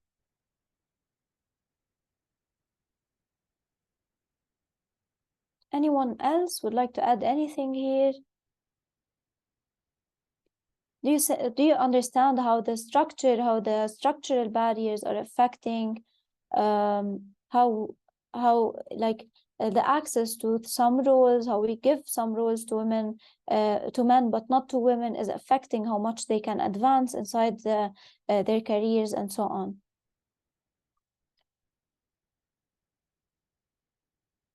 Yes, Aya. Yes, أنا عندي سؤال يمكن it is maybe a barrier faced by employers. I was thinking about the concept of paternity leave اللي هي إجازة الأبوة والفرق عن إجازة الأمومة. So يعني بالlegalization أو بالقوانين العمل إجازة الأمومة لها مدة معينة وهي تختلف عن إجازة الوضع أو الولادة. إجازة الأمومة اللي هي عندنا تكون تقريبا 12 شهر. بس إجازة الأبوة اللي يريدون على أساس يسووها جديد أو هيك شيء، يعني وأنا دا أسوي سيرش عن إيش قد مدتها مثلا ببلاد ثانية أو أيا كان. I think maybe it's 10 days. So is it best practice, me as an organization, if I have a woman in managerial role and this woman got pregnant and had a kid, is it okay if I have a paternity leave, يعني if I have something that allows الأب إنه هو ياخذ إجازة أبوة يعني legalization, should I advise her as an organization if she's a manager and I tell her okay, if your husband is within the same organization أو حتى بorganization ثانية إنه أخليه هو اللي ياخذ إجازة الأبوة أو الرعاية اللي هي 12 شهر و I only give her الإجازة اللي هي تبع الوضع أو الأمومة أو الولادة just so I don't want to lose her as a manager in this time frame. I don't know if it makes sense. يعني you want to give her the parental leave لإلها كمان to add it to her maternity أو No, I want to give the parental leave to the husband. يعني the husband not to will the mom. so in a sense Yeah. إنه the husband will take care of the baby because she is needed in her position, so she's given Yes. less days أو less leave, you know. بس إنه يعني Yes. نحن بالعكس، نحن لما نطالب إنه الرجل ياخد paternal leave بيكون بدنا إنه مش بس يعني الرجل كمان عنده حقوق إنه هو يكون مع البيبي، إنه هو يهتم بالبيبي، يعيش أول فترة etc. so نحن ما عم نعطيه ليكون هو وهي ما تكون، so ما بنكون عملنا شيء، بنكون كمان حرمناها. So نحن at SAWI what we advocate for, we don't advocate ولا for a longer maternity leave, not for a longer paternal leave. We advocate for a parental leave. لأنه أنت شو بتكوني عم تعملي وقتها؟ عم تعطي المرأة 4 أشهر maternity leave والباقي عم تعطيه يومين paternity leave. أول شي you're reinforcing إنه أنت لأنه مرة you are a mother, this is your primary role. الباقي كأنك عم تقولي له ما عندك أنت رول. It's a sub role. هول يومين بس، روح على المستشفى مع مرتك، وصلها على البيت. This is where your role ends. And even if you give the woman 1 year maternity leave and you still give the father 2 days parental leave, you're still reinforcing the same stereotype that he, as a woman, her primary role is to be a mother. نحن we advocate for a parental leave, which is equal time for both. And this is a law that you will see بالبلاد المتقدمة مثل ال Scandinavian countries, where the woman gets 1 year and the father gets 1 year. And typically the woman would take أول سنة from when the baby is 0 to 1, and it's very common البي يكون السنة اللي بعدها عم ياخد from 1 to 2. But يعني we never emphasize maternity و paternity. In a perfect world نحن بنعطي parental leave ينعطوا نفس الوقت، لأنه it's an equal role. You re-emphasize إنه هيدا الرول equal. The father should be supportive just as much as the mother should be supportive. بقى أكيد given the situation نحن بالريجن تبعنا وقد إيه limited parental leave, and given that this is all that we have, أكيد منشجع إنه إذا في parental leave give it، وحتى give it beyond شو labor law mandates for you. يعني organizations لازم يتخطوا هيدا المينيمم فاليو اللي labor law بتاعتها، يقدروا يعطوا duration أكبر. Of course these leaves are very important، بس كمان we need to think about شو message that we're sending when we just tell dads انتوا هول ال10 أيام بكفوكن. بنكون نحن we're reinforcing إنه ما عندكم دور تلعبوه بالchild care، which شو بيحط ال burden of child care على المرأة. So it's like a circle we're creating كمان نحن. We're getting stuck in this cycle إنه عم نقول له للرجال ما إلك main role بالchild care، للمرأة بقى شو عم نعمل للمرأة؟ عم نرجع نحط ال burden of child care إلها، ما عم تقدر هي تتقدم. So it's you know this cycle. This is what unfortunately we're doing وقتها بنعمل هول القوانين. So I hope this makes sense. Yeah, it makes sense. Thank you both. Anyone else would like to add anything? Now we have a video. So similar to glass ceiling, now we have a phenomenon called glass cliff, which will be explained in this video, and after that we'll have a discussion.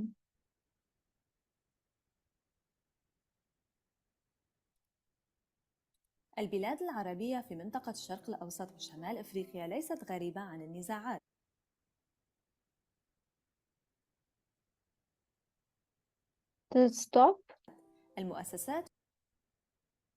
البلاد العربية في منطقة الشرق الأوسط وشمال أفريقيا ليست غريبة عن النزاعات. المؤسسات في صراع دائم من أجل البقاء والازدهار في البلدان المتقلبة اقتصادياً والتي مزقتها الحروب. نتيجة لذلك نرى أحياناً النساء يرتقين إلى مناصب السلطة عندما لا تسير الأمور على ما يرام، وهي ظاهرة نشير إليها باسم المنحدر غير المرئي.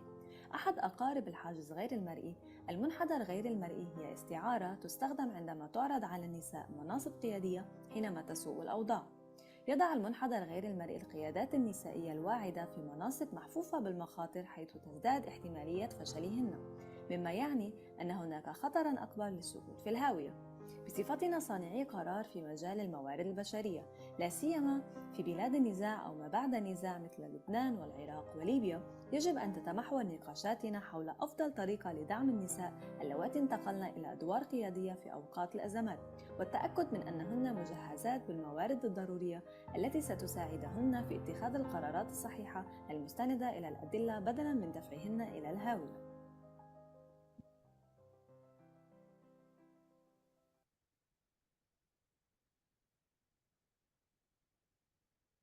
Okay, so do you understand the concept of the glass cliff? Do you have any questions? البلاد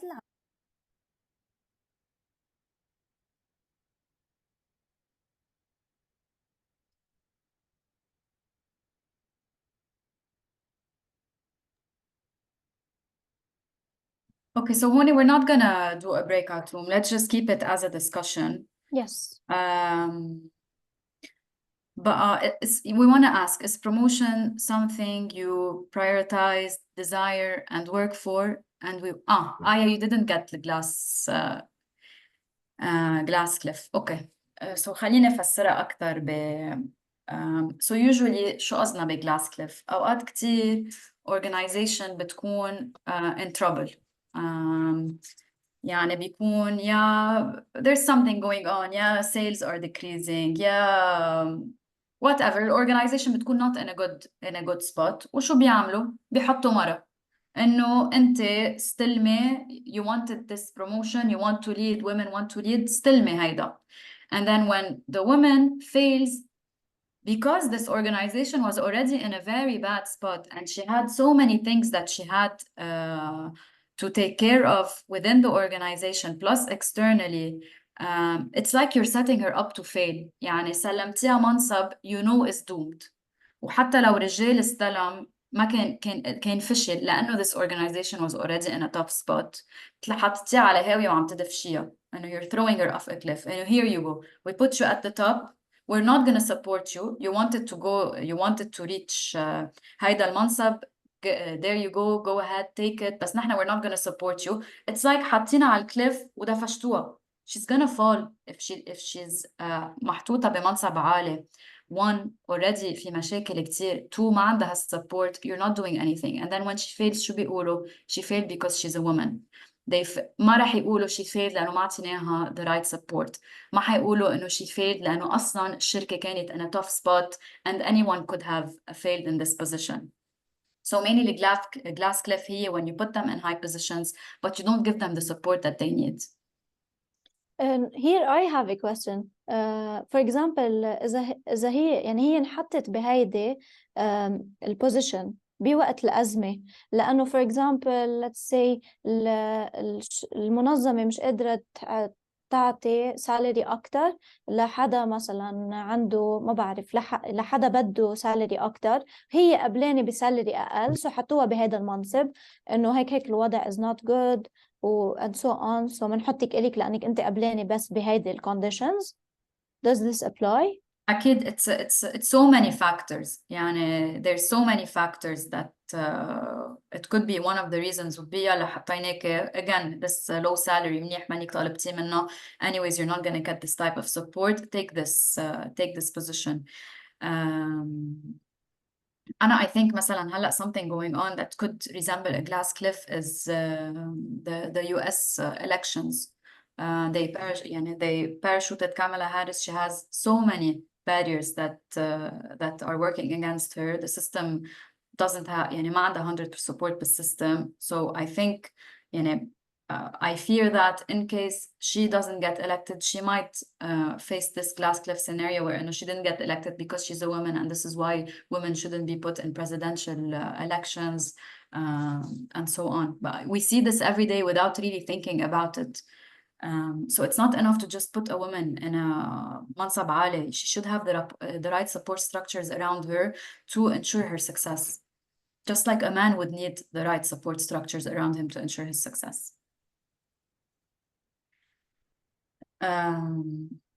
Very clear, thank you.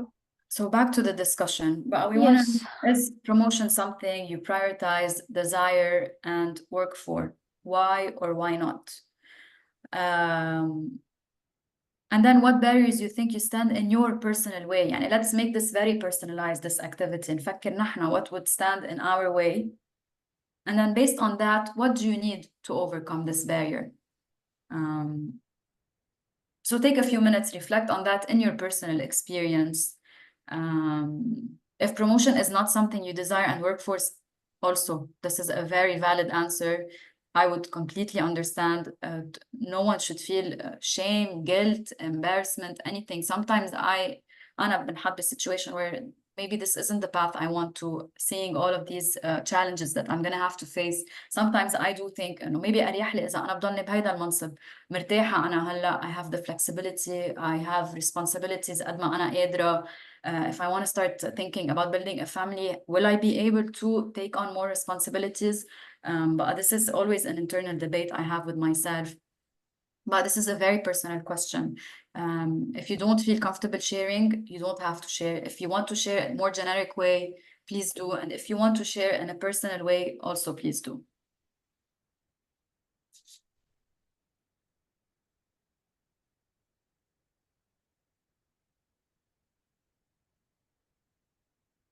Yes, Hanan. اي هسه اني هاي الشغله يعني بالضبط صارت وياي. مثلا هسه انا عندي خبره بمجال عملي 9 سنين.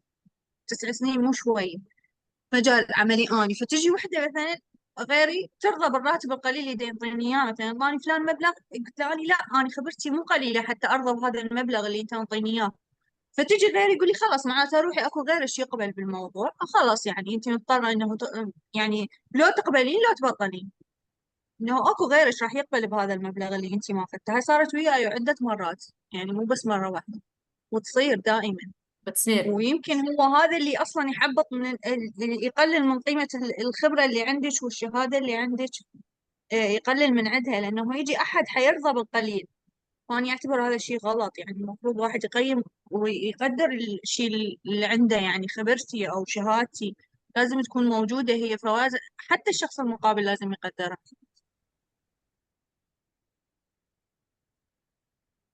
Agreed. Anyone else? زينب؟ أنا هماتين أشوف اللي حكيته حنين صحيح، لأنه هم مرة أخوي على الشغل فقلت له ليش ما تقدم عليه؟ قال إنه الراتب مالته ما يسوى، لأنه أكو أشخاص يجون يقبلون بالراتب القليل، فهذا اللي يخرب السوق العمل. يعني إنه يخليه إنه يقول ليش إنه هذا اللي يقول أني أفتهم وعندي خبرة يطلب هذا المبلغ، يعني أجيب بدال 2 أشخاص يرضون بالراتب مالته نفسه اللي أنا عرضت عليه وما رضى بيه. فأكو هواي أشخاص يعني إنه يخربون هذا الشيء، إنه يرضون بأي قيمة ولو قليلة بس عمود إنه يشتغلون. مزبوط. هيدا مشكلة كمان عنا يا هون. نحن رواتب بلبنان يعني خصوصي after the last 3 years كتير صار في devaluation للرواتب، و we're not in a position نقول إنه لا إذا ما بتعطوني أكتر أنا رح فل، لأنه يعني عايزين anything we can get we'll take. So Aya in the chat, so absolutely she strives for a promotion. لأنه it comes with increased responsibilities, recognitions, rewards, which are important for career growth and personal development. What she feels would support her are flexible work balance policies that support her work-life balance.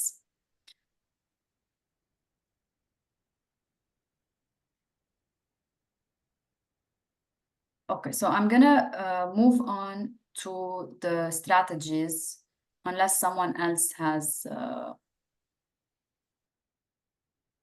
something else they want to add.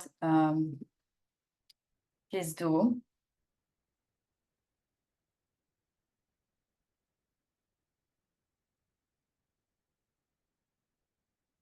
Okay. So we've reached آخر section للدiscussion اليوم يلي هو strategies to inclusive promotion. وهون بنرجع بنذكر إنه نحن بنعطي trainings ل HR managers, decision makers on what the ideal world you should be offered. بس بنعرف إنه ما رح نكون exposed على هيك systems نحن. So we don't live in an ideal world. We live in a world فيها كتير barriers, فيها كتير challenges. But بما إنه ما رح يعني we know that most probably we're not gonna have this type of support. Let's see what this support looks like. Let's see كيف فينا نلاقي طريقة to navigate and to try to get some of the support.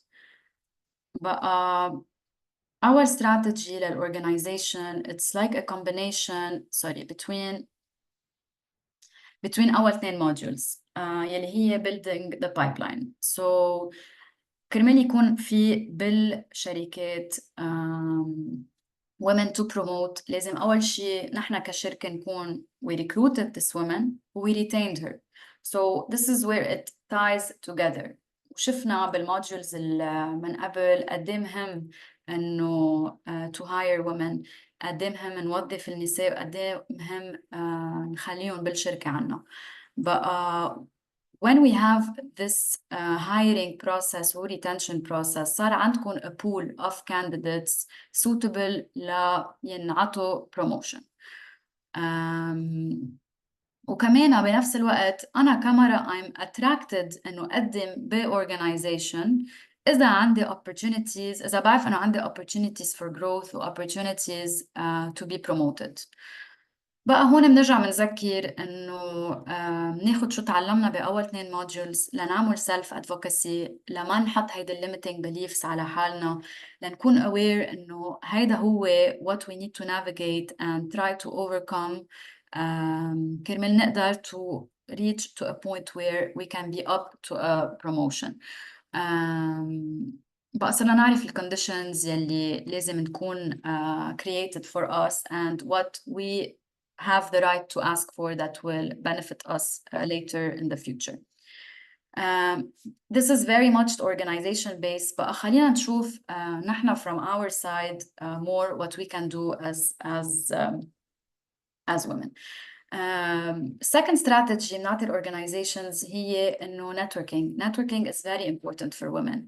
ودانيال حكيت عن networking previously وحكينا عن networking امبارح، إنه it's the process of building and maintaining relationships مع individuals بالشركة، مع groups، مع شركات for mutual benefit. كيف يعني mutual benefit؟ يعني أنا عم ببني هيدا relationship لأنه أنت كشخص أو شخصية we're building this relationship. You can provide me support, you can provide me information, you can provide me resources and opportunities. ليش مهمة to build this relationship؟ كأنا a woman to strive to build relationships بالشركة.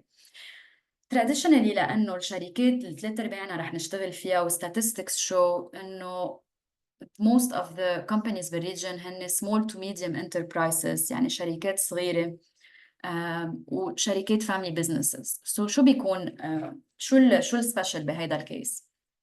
Traditionally الشركة بيكون فيها hierarchy، بيكون فيها different departments، بيكون فيها شغل بين departments، بس كل ما الشركة تصغر كل ما يكون في silos أكتر. يعني أنت كموظفة بتصيري بس عم تشتغلي مع العالم بالديبارتمنت تبعك وريبورتينج للمانجر تبعك. So هيدي عم يحط لك limit على الانتراكشن، على relationships that you build with people عندهم different roles بالorganization، عندهم different backgrounds، عندهم different styles of working. بقى networking شو بيعمل؟ It exposes you as a woman to different components of an organization no matter how small or big it is. وبس نحكي networking عم نحكي formal networking opportunities، يعني في process formal بالشركة وفي specific networking activities اللي هلأ رح نشوفهم محطوطين in place. وهون بدي أسأل why is it important to be formal؟ و I think حكينا عنها بمرة الماضي، لأنه networking فيها تصير informally. يعني مثلا بلبنان في لكم إنه في culture كتير بحبوا after work drinks والhappy hour مثلا. في غير examples that I can think about هي when you take مثلا clients out to dinner, when you go play golf with your colleagues and you make a deal there. هول شو بيعملوا؟ We don't really think about the impact of these types of informal network activities على المرأة. بس informal can make it hard for a woman to be a part of and to feel included. لأنه بركي أنا I'm not comfortable enough روح على an after work dinner or a client dinner or after work drinks. بركي أصلا ماني قادرة، عندي child care duties، عندي additional responsibilities.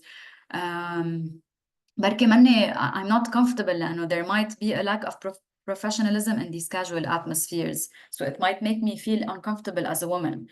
بقى شو بيعملوا هالinformal networking؟ They end up excluding women وبيعطوا ال opportunity for networking for the men who actually are there. بقى نحن we push for the importance of formal networking يكون within the organization, within the working time, بوقتك الشغل، بالشركة، بالمكتب، على زوم، كل شيء خاصه in a work setting. ما نخلي هالنتوركينج يكون بس عم بيصير برات الشركة. بقى شو what are the different forms of that these networking opportunities can look like. أول شيء عنا sponsorship program. Sponsorship typically is a formal process. It ensures that women are recognized and that they are visible across the organization. So بيكون في a structured program that matches a senior, male or female, in the organization with a high potential woman. وهذا البروجرام it takes place throughout the year where بيضل فيها conversations and this feedback loop that is happening. في فورم تاني من النتوركينج اسمه coaching. Coaching is very valuable it helps you as a woman make sense of what current skills you have and what development areas you need to work on. وكمان هون it's a structured process. So usually بيكون في a coach والcoach بيحط معك an action plan and provides you with the support on how to move along this plan. هلا sponsorship and coaching typically are two very formal processes. It's better that they follow a certain policy بالشركة لأنه they need some بدون يعني it's a process. Someone needs to be monitoring this process. Someone needs to be making sure that everything is okay. However, the third process I will talk about is something that we can engage in as women بلا ما يكون في something formal in place يلي هو mentoring. So mentoring is a more holistic approach, focuses on holistic change. بس فينا ناخد قصص تنعمل بالsponsorship وبالcoaching and to put it in our mentorship plan.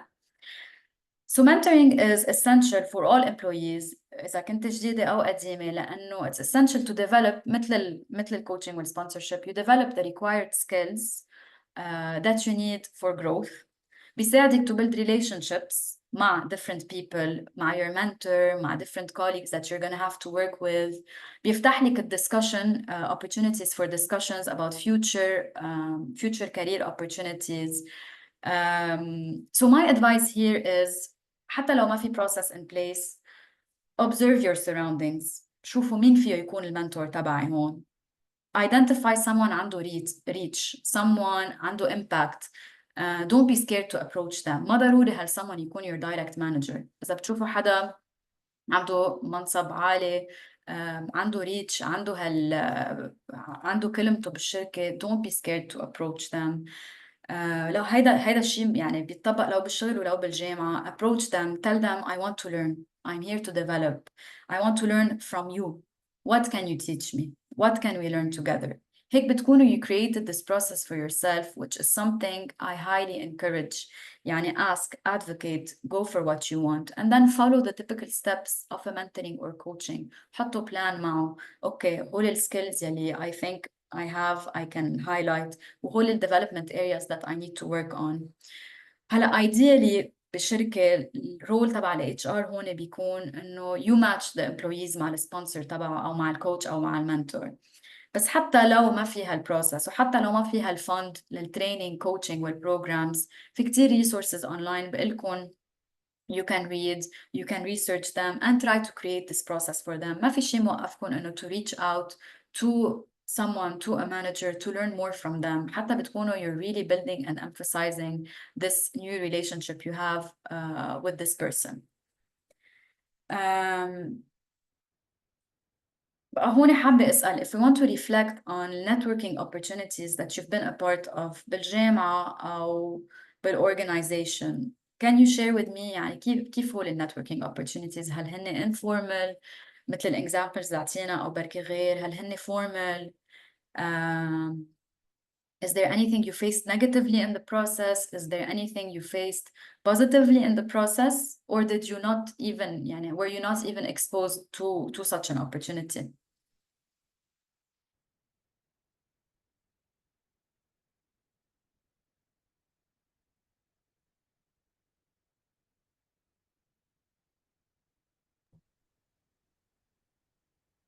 Okay, so if no one answered, I'm assuming you haven't been exposed. Yes. Yes, yeah. Yes, Sonia. عن تجربتي بالجامعة كانت أغلب النتورك هي informal بس بعد الجامعة لما جيت ويا شيكو 2 جربت الفورمال وانفورمال صارت عندي تجربة بالاثنين كانت تجربة جيدة خلتني أحسن من التواصل مالتي والنتورك صار أحسن فكانت تجربة إيجابية. So She Codes 2 is definitely a great example of a formal networking opportunity that it's very good being exposed to such things. حابة بس أضيف شغلة مين هون بيشتغل remotely؟ Can you raise your hands if you work remotely منكم يعني بالoffice with a team؟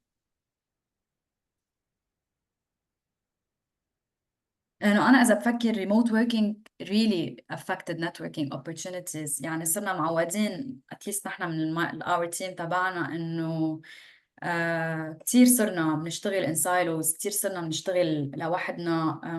أنا I see Danielle once every 3-4 months maybe which is يعني أنا بحس إنه remote working as much as I appreciate the flexibility فيها كتير downsides which is it limited a lot networking opportunities عنا. We aren't exposed to anyone except العالم يلي دغري بنشتغل معه. حنين is saying إنه بالكلية عندها كانت بس للبنات فكان التواصل كله مع بنات. ما بيأثر networking also can be يعني فينا نكون بس مع بنات وفينا it doesn't matter يعني it's about forming these new relationships اللي بيقدروا يفتحوا لكم أبواب بعدين forming these allies learning from other people نتعلم من غيرنا. So حتى لو كله كان بنات that doesn't mean that we shouldn't be taking advantage of this. So تالت استراتيجي بنعلمها بالorganizations هي succession planning. ما رح كتير أعطي وقت لهيدا الشغلة لأنه it's very technical for HR decision makers. But basically succession planning is the process of identifying and developing leaders, managers, CEOs who can replace old leaders when they leave, retire, and are no longer able to serve. يعني it's something بتفكروا in advance إنه فيها المنصب معقول نخسر هيدا leader بعد 5 years. So from now to 5 years, if we need a new CEO, there needs to be a plan in place لأنه CEO ما بيتغير من نهار للتاني. It needs time. So for an organization هيدا مهم لأنه it ensures that you have the right people to step into the roles at any time. Well, this has many benefits for organization من إلهم يعني this will ensure your continuity إنه it will always be business as usual. Your day to day ما رح يكون interrupted إذا عندكم key employees that leave لأنه you have already a plan in place و people you are developing to one day take this role. However, this is a barrier that we face هون بالregion given that 3/4 organizations are small to medium ما عندهم resources يعملون. عنا less staff و less expertise types of organizations. عنا كتير family businesses. بقى مثل ما قلت من قبل إنه typically in a family business what will happen is that the eldest son بيطلع له هيدا position and then he will pass it on to his eldest son and so on. So نحن هون we really insist on having this process in place for organizations. هلا كل الاستراتيجيات اللي حكيناهم بالتوظيف بالاستبقاء بالبروموشن they're great بس انه they all rest on one main thing يلي هو لازم يكون في الباي ان تبع السينيور ليدر. So لهالستراتيجيز to work بدنا participation وبدنا الانجيجمنت تبع الليدرز and it needs to be visible. نحن كامبلويز بدنا نشوف انه هول الليدرز they believe in this لانه once you set the tone from the top you're more likely to see the behavior demonstrated by and be picked up by others. وهون بحب ضيف إنه this buy-in should be also present in us as women. This self-advocacy, this belief in ourselves should also be present. بقى هون كتير we insist on the importance of leaders تبعنا to show this engagement, to show this support. بقى هون بقولكم does your manager model this behavior? What about his or her manager? What are you observing? Look around. لأنه this is an indication of how much the organization prioritizes women and inclusion. This is just a hint and a clue that we can use. Our final strategy هون is on having inclusive performance evaluations. وهون I want to spend a bit of time because I cannot emphasize how important this is. So شو هن performance evaluations? Performance evaluations هن assessments where your job performance والcontribution تبعكم is reviewed. هاي الايفالويشن بتساعد الامبلوير يعني الاورجنايزيشن وانا كموظفه افهم how am I performing in my role, شو هن areas that I need to improve. وهون كتير بشدد انه حتى لو هيدا البروسس منه in place, this should never stop you from asking for feedback on your behavior, on your skill, on your performance on the job. So رح نحكي شوي هون شو هن الستبس يلي فينا نحن ناخدهم to make sure that we're being evaluated. Evaluations are very important لأنه they can be the basis that you can use for your promotions. يعني هول هن تبرير ال promotion decisions. يعني if you want to apply for a promotion, you can use your evaluations as proof. And this is what I can do, and this is what I did last year and over the past 2 years. هول هن ال goals يلي أنا I reached that you put for me. So this is why I deserve to be promoted. يعني you have the proof that your competencies enable you to get this promotion. But typically, an evaluation process would look like this. أول شيء, if there is a formal process in place, بيكون في automatically هول الميتينغ scheduled مع your manager وفي requirements ينعملوا. بس if there isn't this process in place, please approach your managers. Networking opportunities فيهم ما يكونوا with your direct manager. evaluation تبعكم لازم يكون with your direct manager لأنه he or she is the one who is giving you your tasks, who will have a big role to say whether or not you are up for this promotion. But it's very important that these conversations you are having with the people you work with and the people you report to. But again, advocate, روحوا لعند your manager, be clear about what you want. Tell them that I'm having this conversation لأنه a promotion is something that I'm striving for. I want to have a promotion sometime in the future. This is my goal. So I want to make sure that I'm doing everything possible to show you that I deserve it, that I'm a good candidate for it, and that this is essentially why you want to establish this conversation وهالfeedback loop. This is not a one-time conversation, this is a loop. حيصير في conversation, حينعطاكم feedback, حتشتغلوا عليها, ترجعوا عند المانجر, حتقولوا له what did you observe, what change did you observe, حيرجع ينعطاكم feedback. So this is a loop. This is not a conversation that should happen one time. But once you've met with your manager, had this initial meeting, be very clear that promotion is something you strive for, you set your goals. What does this mean? We need to establish clear measurable goals for the employee. يعني a goal فيكم تجوا بعد سنة and very clear, tell them, look, this is the goal that we set and this is what I did. So لازم يكونوا clear, لازم يكونوا measurable. لازم المانجر بس يسألكم what did you reach, what did you exceed, يكون very clear. Yes, Omnia, you have a question? على حد علمي إنه أكو نهاية كل شهر تقييم للموظف، يقولوا يعني إنه هل هو هذا الشهر اللي راح كان جيد بالعمل أو لا، أو يحتاج يحسن من شيء أو كذا. يعني أحتاج أنا أروح للمدير مالتي أسأله إذا يعني إنه أنا أحتاج أحسن من شغلي أو أنتظر بس هذا التقييم.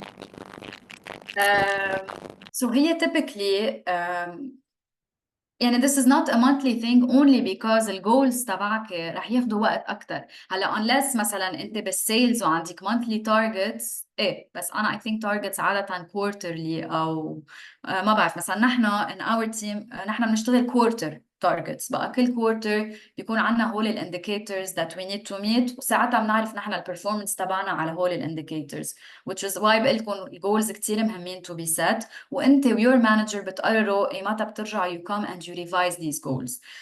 أنا I think monthly informal conversations كتير مهمين ينعملوا, but I don't think your goals should be reviewed every month. إذا مش هيدا nature شغلك. إذا nature الشغل بيوحي إنه بيقبل إنه الجول تبعك every month يتعين to be revised, then by all means have monthly conversations. But typically هولي quarter يعني every 3 to 4 months you should be having these conversations. بدها يمرق شوي وقت لتقدري تشوفي progress تبعك على a certain amount of time. أوقات ما كتير بتعملي progress بسرعة in 1 month. So I hope this makes sense. بس هي مش كل المنظمات بيقدموا هذا ال performance evaluation, right? So that's what she's saying, إنه إذا هي لازم تروح وتسأل, for example إنه أنا this is what I'm saying. I'm saying don't wait ليكون في هذا process in place. Have this conversation with your manager. But these conversations إذا نحطيتوا goals ما يصيروا every 1 month لأنه this is too short of a time period. بس this whole conversation we're having هي is a process منه in place. This is how نحن بنكون عم نبني مع المانجر تبعنا a process in place and goals for us.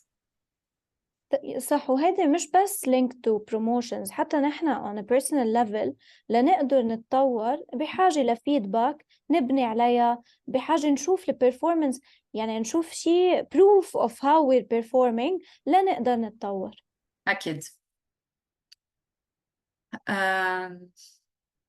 اوكي بقى هون كنا عم نقول انه it's very important نحط هول الجولز مع المانجر تبعنا كرمال بعد كورتر, بعد كم شهر, بعد سنة نشوف what did I reach, what did I do better at, what can I do better with. بقى لهيدي هول الأسئلة اللي عم نسألهم what did I do a year from now, what can I do better, هيدا بنسميها الأسسمنت phase يلي هي بنكون we're reviewing نحن كيف اشتغلنا against these goals و against the performance criteria يلي حطيناها مع المانجر. وهون برجع بقول إنه ما تنطروا سنة, يعني ما تنطروا بعد سنة لنعمل هالconversation هالassessment. have them more frequently, يعني halfway through أو كل 4 أشهر.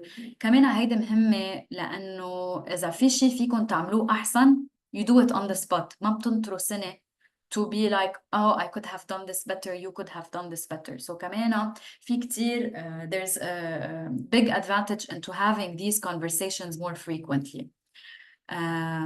But I get feedback on your performance during the assessment conversations you're having. مش بس إنه والله you did great and you didn't do well here. Get feedback on طب شو هن يكون constructive الفeedback, يعني ask I did great, why do you think I did great at this? أنت أو أنت كماي manager why do you think I was good at this? Is this a skill that I should continue working on? Is this my strength? And when you don't reach a goal, what do you think my barriers were? So discuss with your manager, ask questions. What can I do better? And what can I continue working on and highlight as my strength? What can I showcase? So this is the beauty of career advancement. It's that you can always do better. No one is perfect. You can always do better. You can always learn. Don't be scared of feedback. We will all receive ما بحب سميه negative feedback. It's constructive feedback. We always have something to work on, to build on. And then why this is important is خلص بتعرفوا your blind spots, بتعرفوا your strengths. But you plan. You start planning. إنه I want to plan for more, for better expectations in the future. بقى إذا أنا قالوا لي عن هيدا السكيل يلي لازم أشتغل عليه, you can plan with your manager. How do you think I can better work on this? You can even go yourself and start مثل ما قلنا, do these trainings that are available to you on this specific skill. بقى create a plan for your future performance, for your expectations. وهيدي كلها بتساعدكم بالcareer progression. Always plan how often we're going to meet. And a tip I have for you, and don't leave a meeting with your manager without having set another meeting for another time you will meet. حتى لو بعد 3 أشهر, have a tentative date. But every time you leave a meeting, make sure you have something else scheduled. but هيدا هو يعني this is a conversation I really wanted to have with you. أكيد there are many other benefits of having inclusive performance evaluations. هول البنفيتس بيرجعوا يعني they echo كل شيء كنا عم نحكي عنه من قبل، إنه أكيد إذا عندكم a plan performance evaluation وعم بتزبطوا your performance, this will lead to the organization's performance يكون أحسن, your performance. إذا أنتوا كنتوا underperformers, you will be managed لأنه you will be working on these skills. بيطلع لكم directions مثل ما قلنا, a direction for the future عن شو مفروض لازم يكون عم بشتغل. You will be continuously improving yourself. وأهم شيء, this is the measurement you need to be for promotion decisions. This is an objective measurement. This is مش إنه بس أنت عندك ولاد ما حتقدري تكملي أو أنت هيك ما حتقدري تعملي. This is a measurement إنه but I'm hitting my targets. This is the skill that you asked me to continue improving on, and this is how I improved it. But this is how objective decisions, you will help your case in having an objective promotion decision be made about you. So again, a reflection is ask for periodical feedback, have a plan in place. فيكن تروحوا online في performance evaluation templates that you can use. يعني this isn't something you have to create from scratch. في كتير resources online that you can use. You can also do something called 360-degree feedback, which is كمان give feedback to your colleagues. مثلا أنا في أسأل دانيال هلأ بعد السيشن, how do you think I did دانيال? شو قولك لازم غير؟ وبعطي دانيال again advice for her. So collecting feedback from your colleagues is also very important. خصوصي بس ما يكون في هالformal process in place. So what do you think about all this? Does anyone have any specific question about this? I really believe this is something very important. نحن بالتيم نحن بساوي, we don't have formal performance evaluations, but we still engaged in this informality. That has never stopped us before يعني. So it shouldn't stop you. Feedback is very important. It's one of the most important things you can receive, and that can help you grow and develop.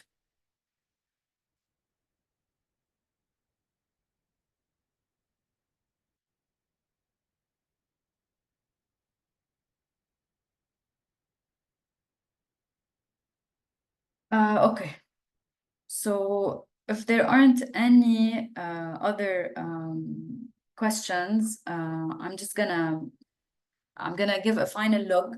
So this is a study تتذكروا we spoke about it بالrecruitment وبالretention. هي عملنا study شفنا الشركات بالعراق how they are supporting women's promotion during crisis.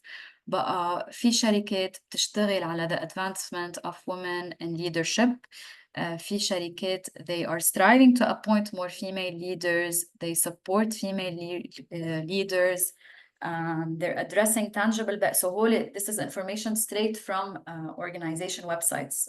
So we know that these are happening.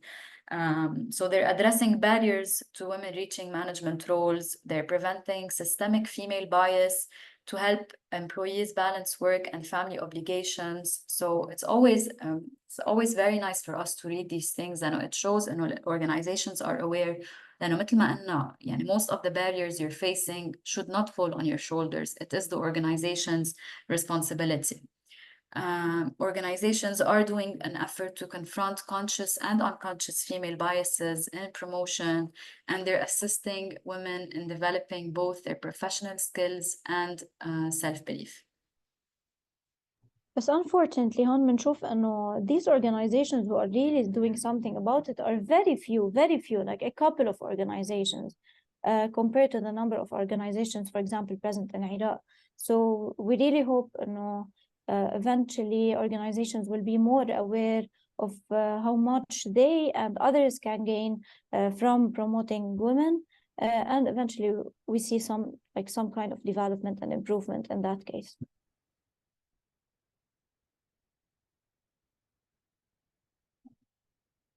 So I'm going to end it with I don't think I'm gonna stop sharing my sound. I'm gonna end it with a video that sort of ties everything up, and then we'll open the floor for some final questions.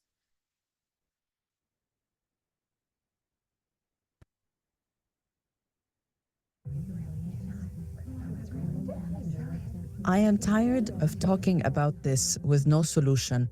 How long should we as women wait before we really have equal opportunities in our careers? Honestly, where can we find the motivation if there are no appreciation nor recognition? Promotion seems like something we study in books. Despite our efforts, they're elusive. I totally understand. In STEM, it seems like men effortlessly climb the promotion ladder. Even though that training and development opportunities may be equal, promotion opportunities aren't, which make learning and development opportunities really pointless. Absolutely. We're all striving for promotions. My boss doesn't mind changing my title, but if it means a salary increase, he prefers to keep the same title. We need every opportunity as women to feel secure about our jobs and have a voice at work, especially with all the crisis and chaos nowadays. You're not alone. In my job, promotion feels like an elusive dream. There's no clear career path. Tell me about it. I've been at my company for 9 years. I was promised a promotion a long time ago, and I still did not get it. This is not just my organization, it's the same across the entire country. I can't agree more. Working at a bank, I strive for a promotion. If my job doesn't offer me a chance to advance, I won't be satisfied or happy. We all strive for it, but we can't do it without clear HR policies. Besides, it's not our job, it's the management job. Well, at least with you, it's a problem with the company's policies. At our organization, promotions happen under the table, disregarding seniority and qualifications. It's frustrating when you work without growing opportunities. I hear you all. As a teacher, there are no promotions in public schools. Sometimes they re-evaluate your level as a teacher, but that's about it. The only thing that makes me stay is the stable salary that is the same for men and women. Right. I'm a teacher in a public school too, and I face the same.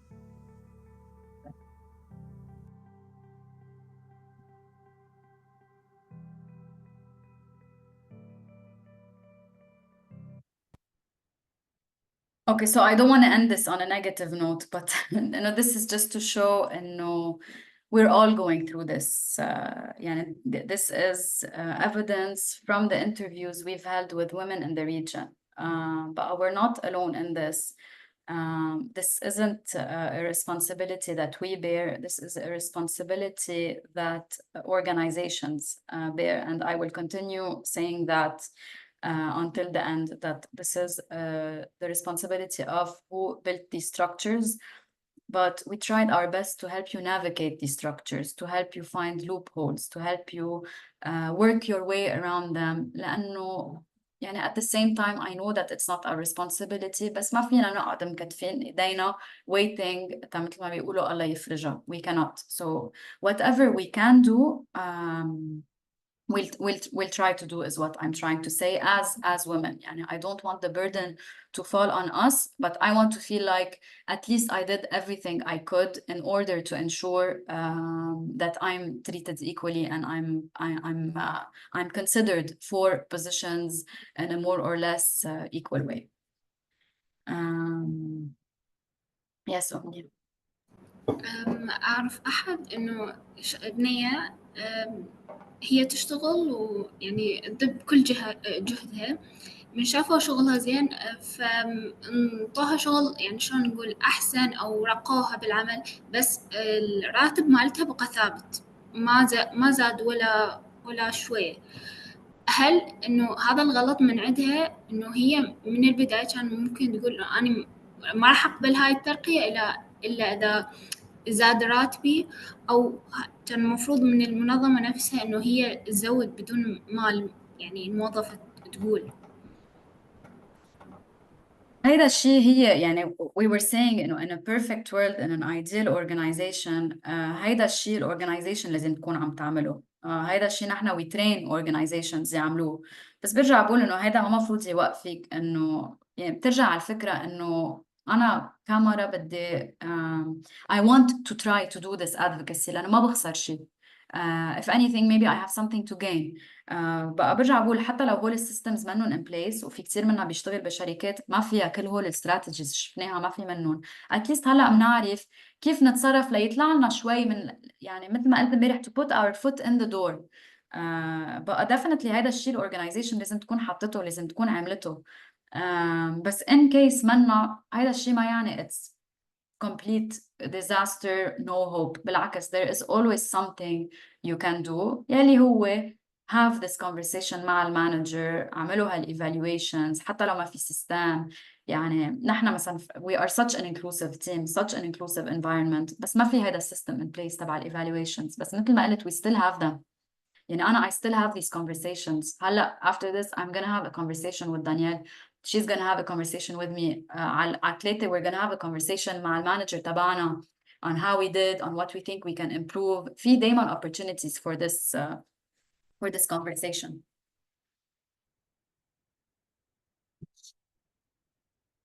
Does anyone else have any question, anything؟ ما ضروري عن هيدا الموديول، عن كل شيء مرق، عن anything else you wanted to talk about or ask about.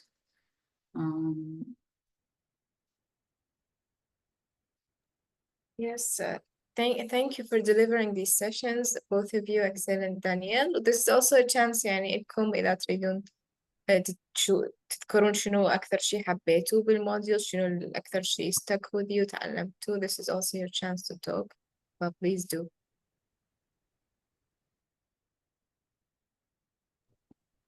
Yes, Hani. Yes حنين.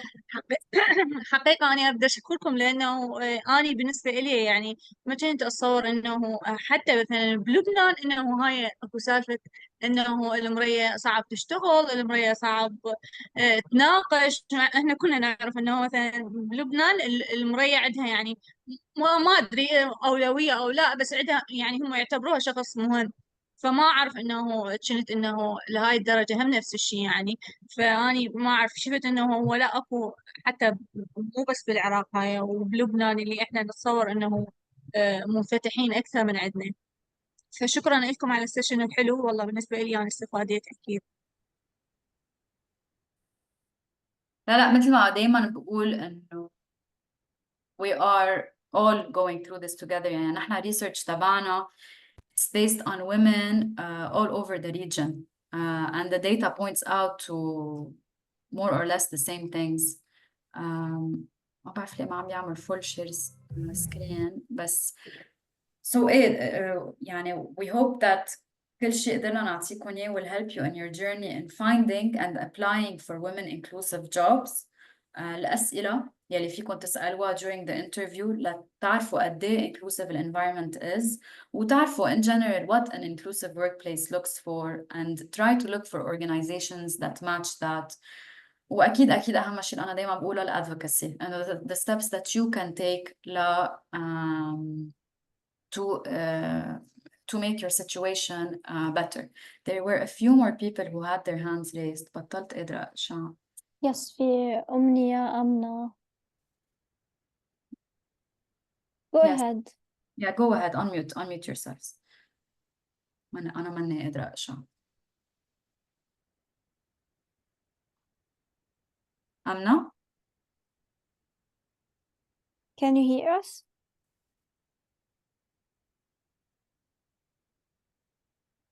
بلكي she's having a connection problem probably. حنين or أمنية هولي من قبل your hands were raised أو do you have anything you want to add? أي حبيت أشكركم. يعني خبرتي قليلة بس خليتونا ننتبه على هواي أشياء إن شاء الله بالمستقبل إذا قدمت على شغل واشتغلت حانتبه لها يعني شكرا. السيشن كانت كلش حلوة وبيها معلومات استفادت من عندها. Thank you. نحن كتير مبسوطين أنكم استفدتوا من هيدا السيشن. حنين؟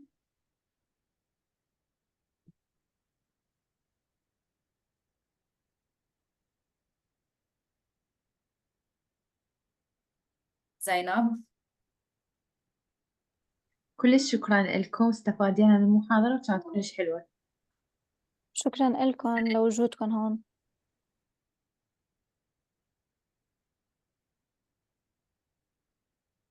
Aya, you're most welcome. I'm seeing your comment on the chat. Yes, Amna, we can see you now. إيش عينك؟ هاي عينك.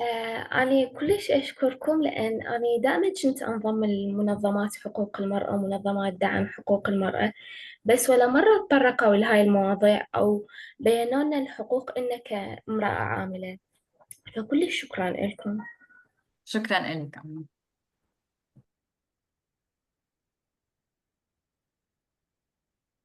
Okay, if no one has anything else, it was a pleasure for us. تشرفنا بمعرفتكم. إن شاء الله تكونوا استفدتوا من هول الموdules. You have my email should you need anything. Explore our website. We have a lot on our website. هلا خليني أبعت لكم the SAWI website. عنا knowledge center كتير حلو بنحط عليه كل الريسيرش اللي نحن بنطلع فيها. We advertise الإيفنتس عليها. نعطي كتير trainings, نعطي كتير talks. بقى follow us on social media as well. SAWI. We have a lot of events that we do with the countries per region. They're really informative. Thank you, everyone. Thank you. Thank you. Thanks for the SAWI team and from the She Codes 2 team. This has been, as I said, insightful and very eye-opening. So I want to say my thanks as well. Thank you so much, Aya, and keep doing the great work that you're doing at She Codes 2. And we're always here to support everyone who's working on changing the region. We're all in this together. Definitely, yes. Okay. Bye bye, everyone. Have a great rest of the day. Take care. Bye. Thank you. Bye. Bye. Goodbye. Bye bye.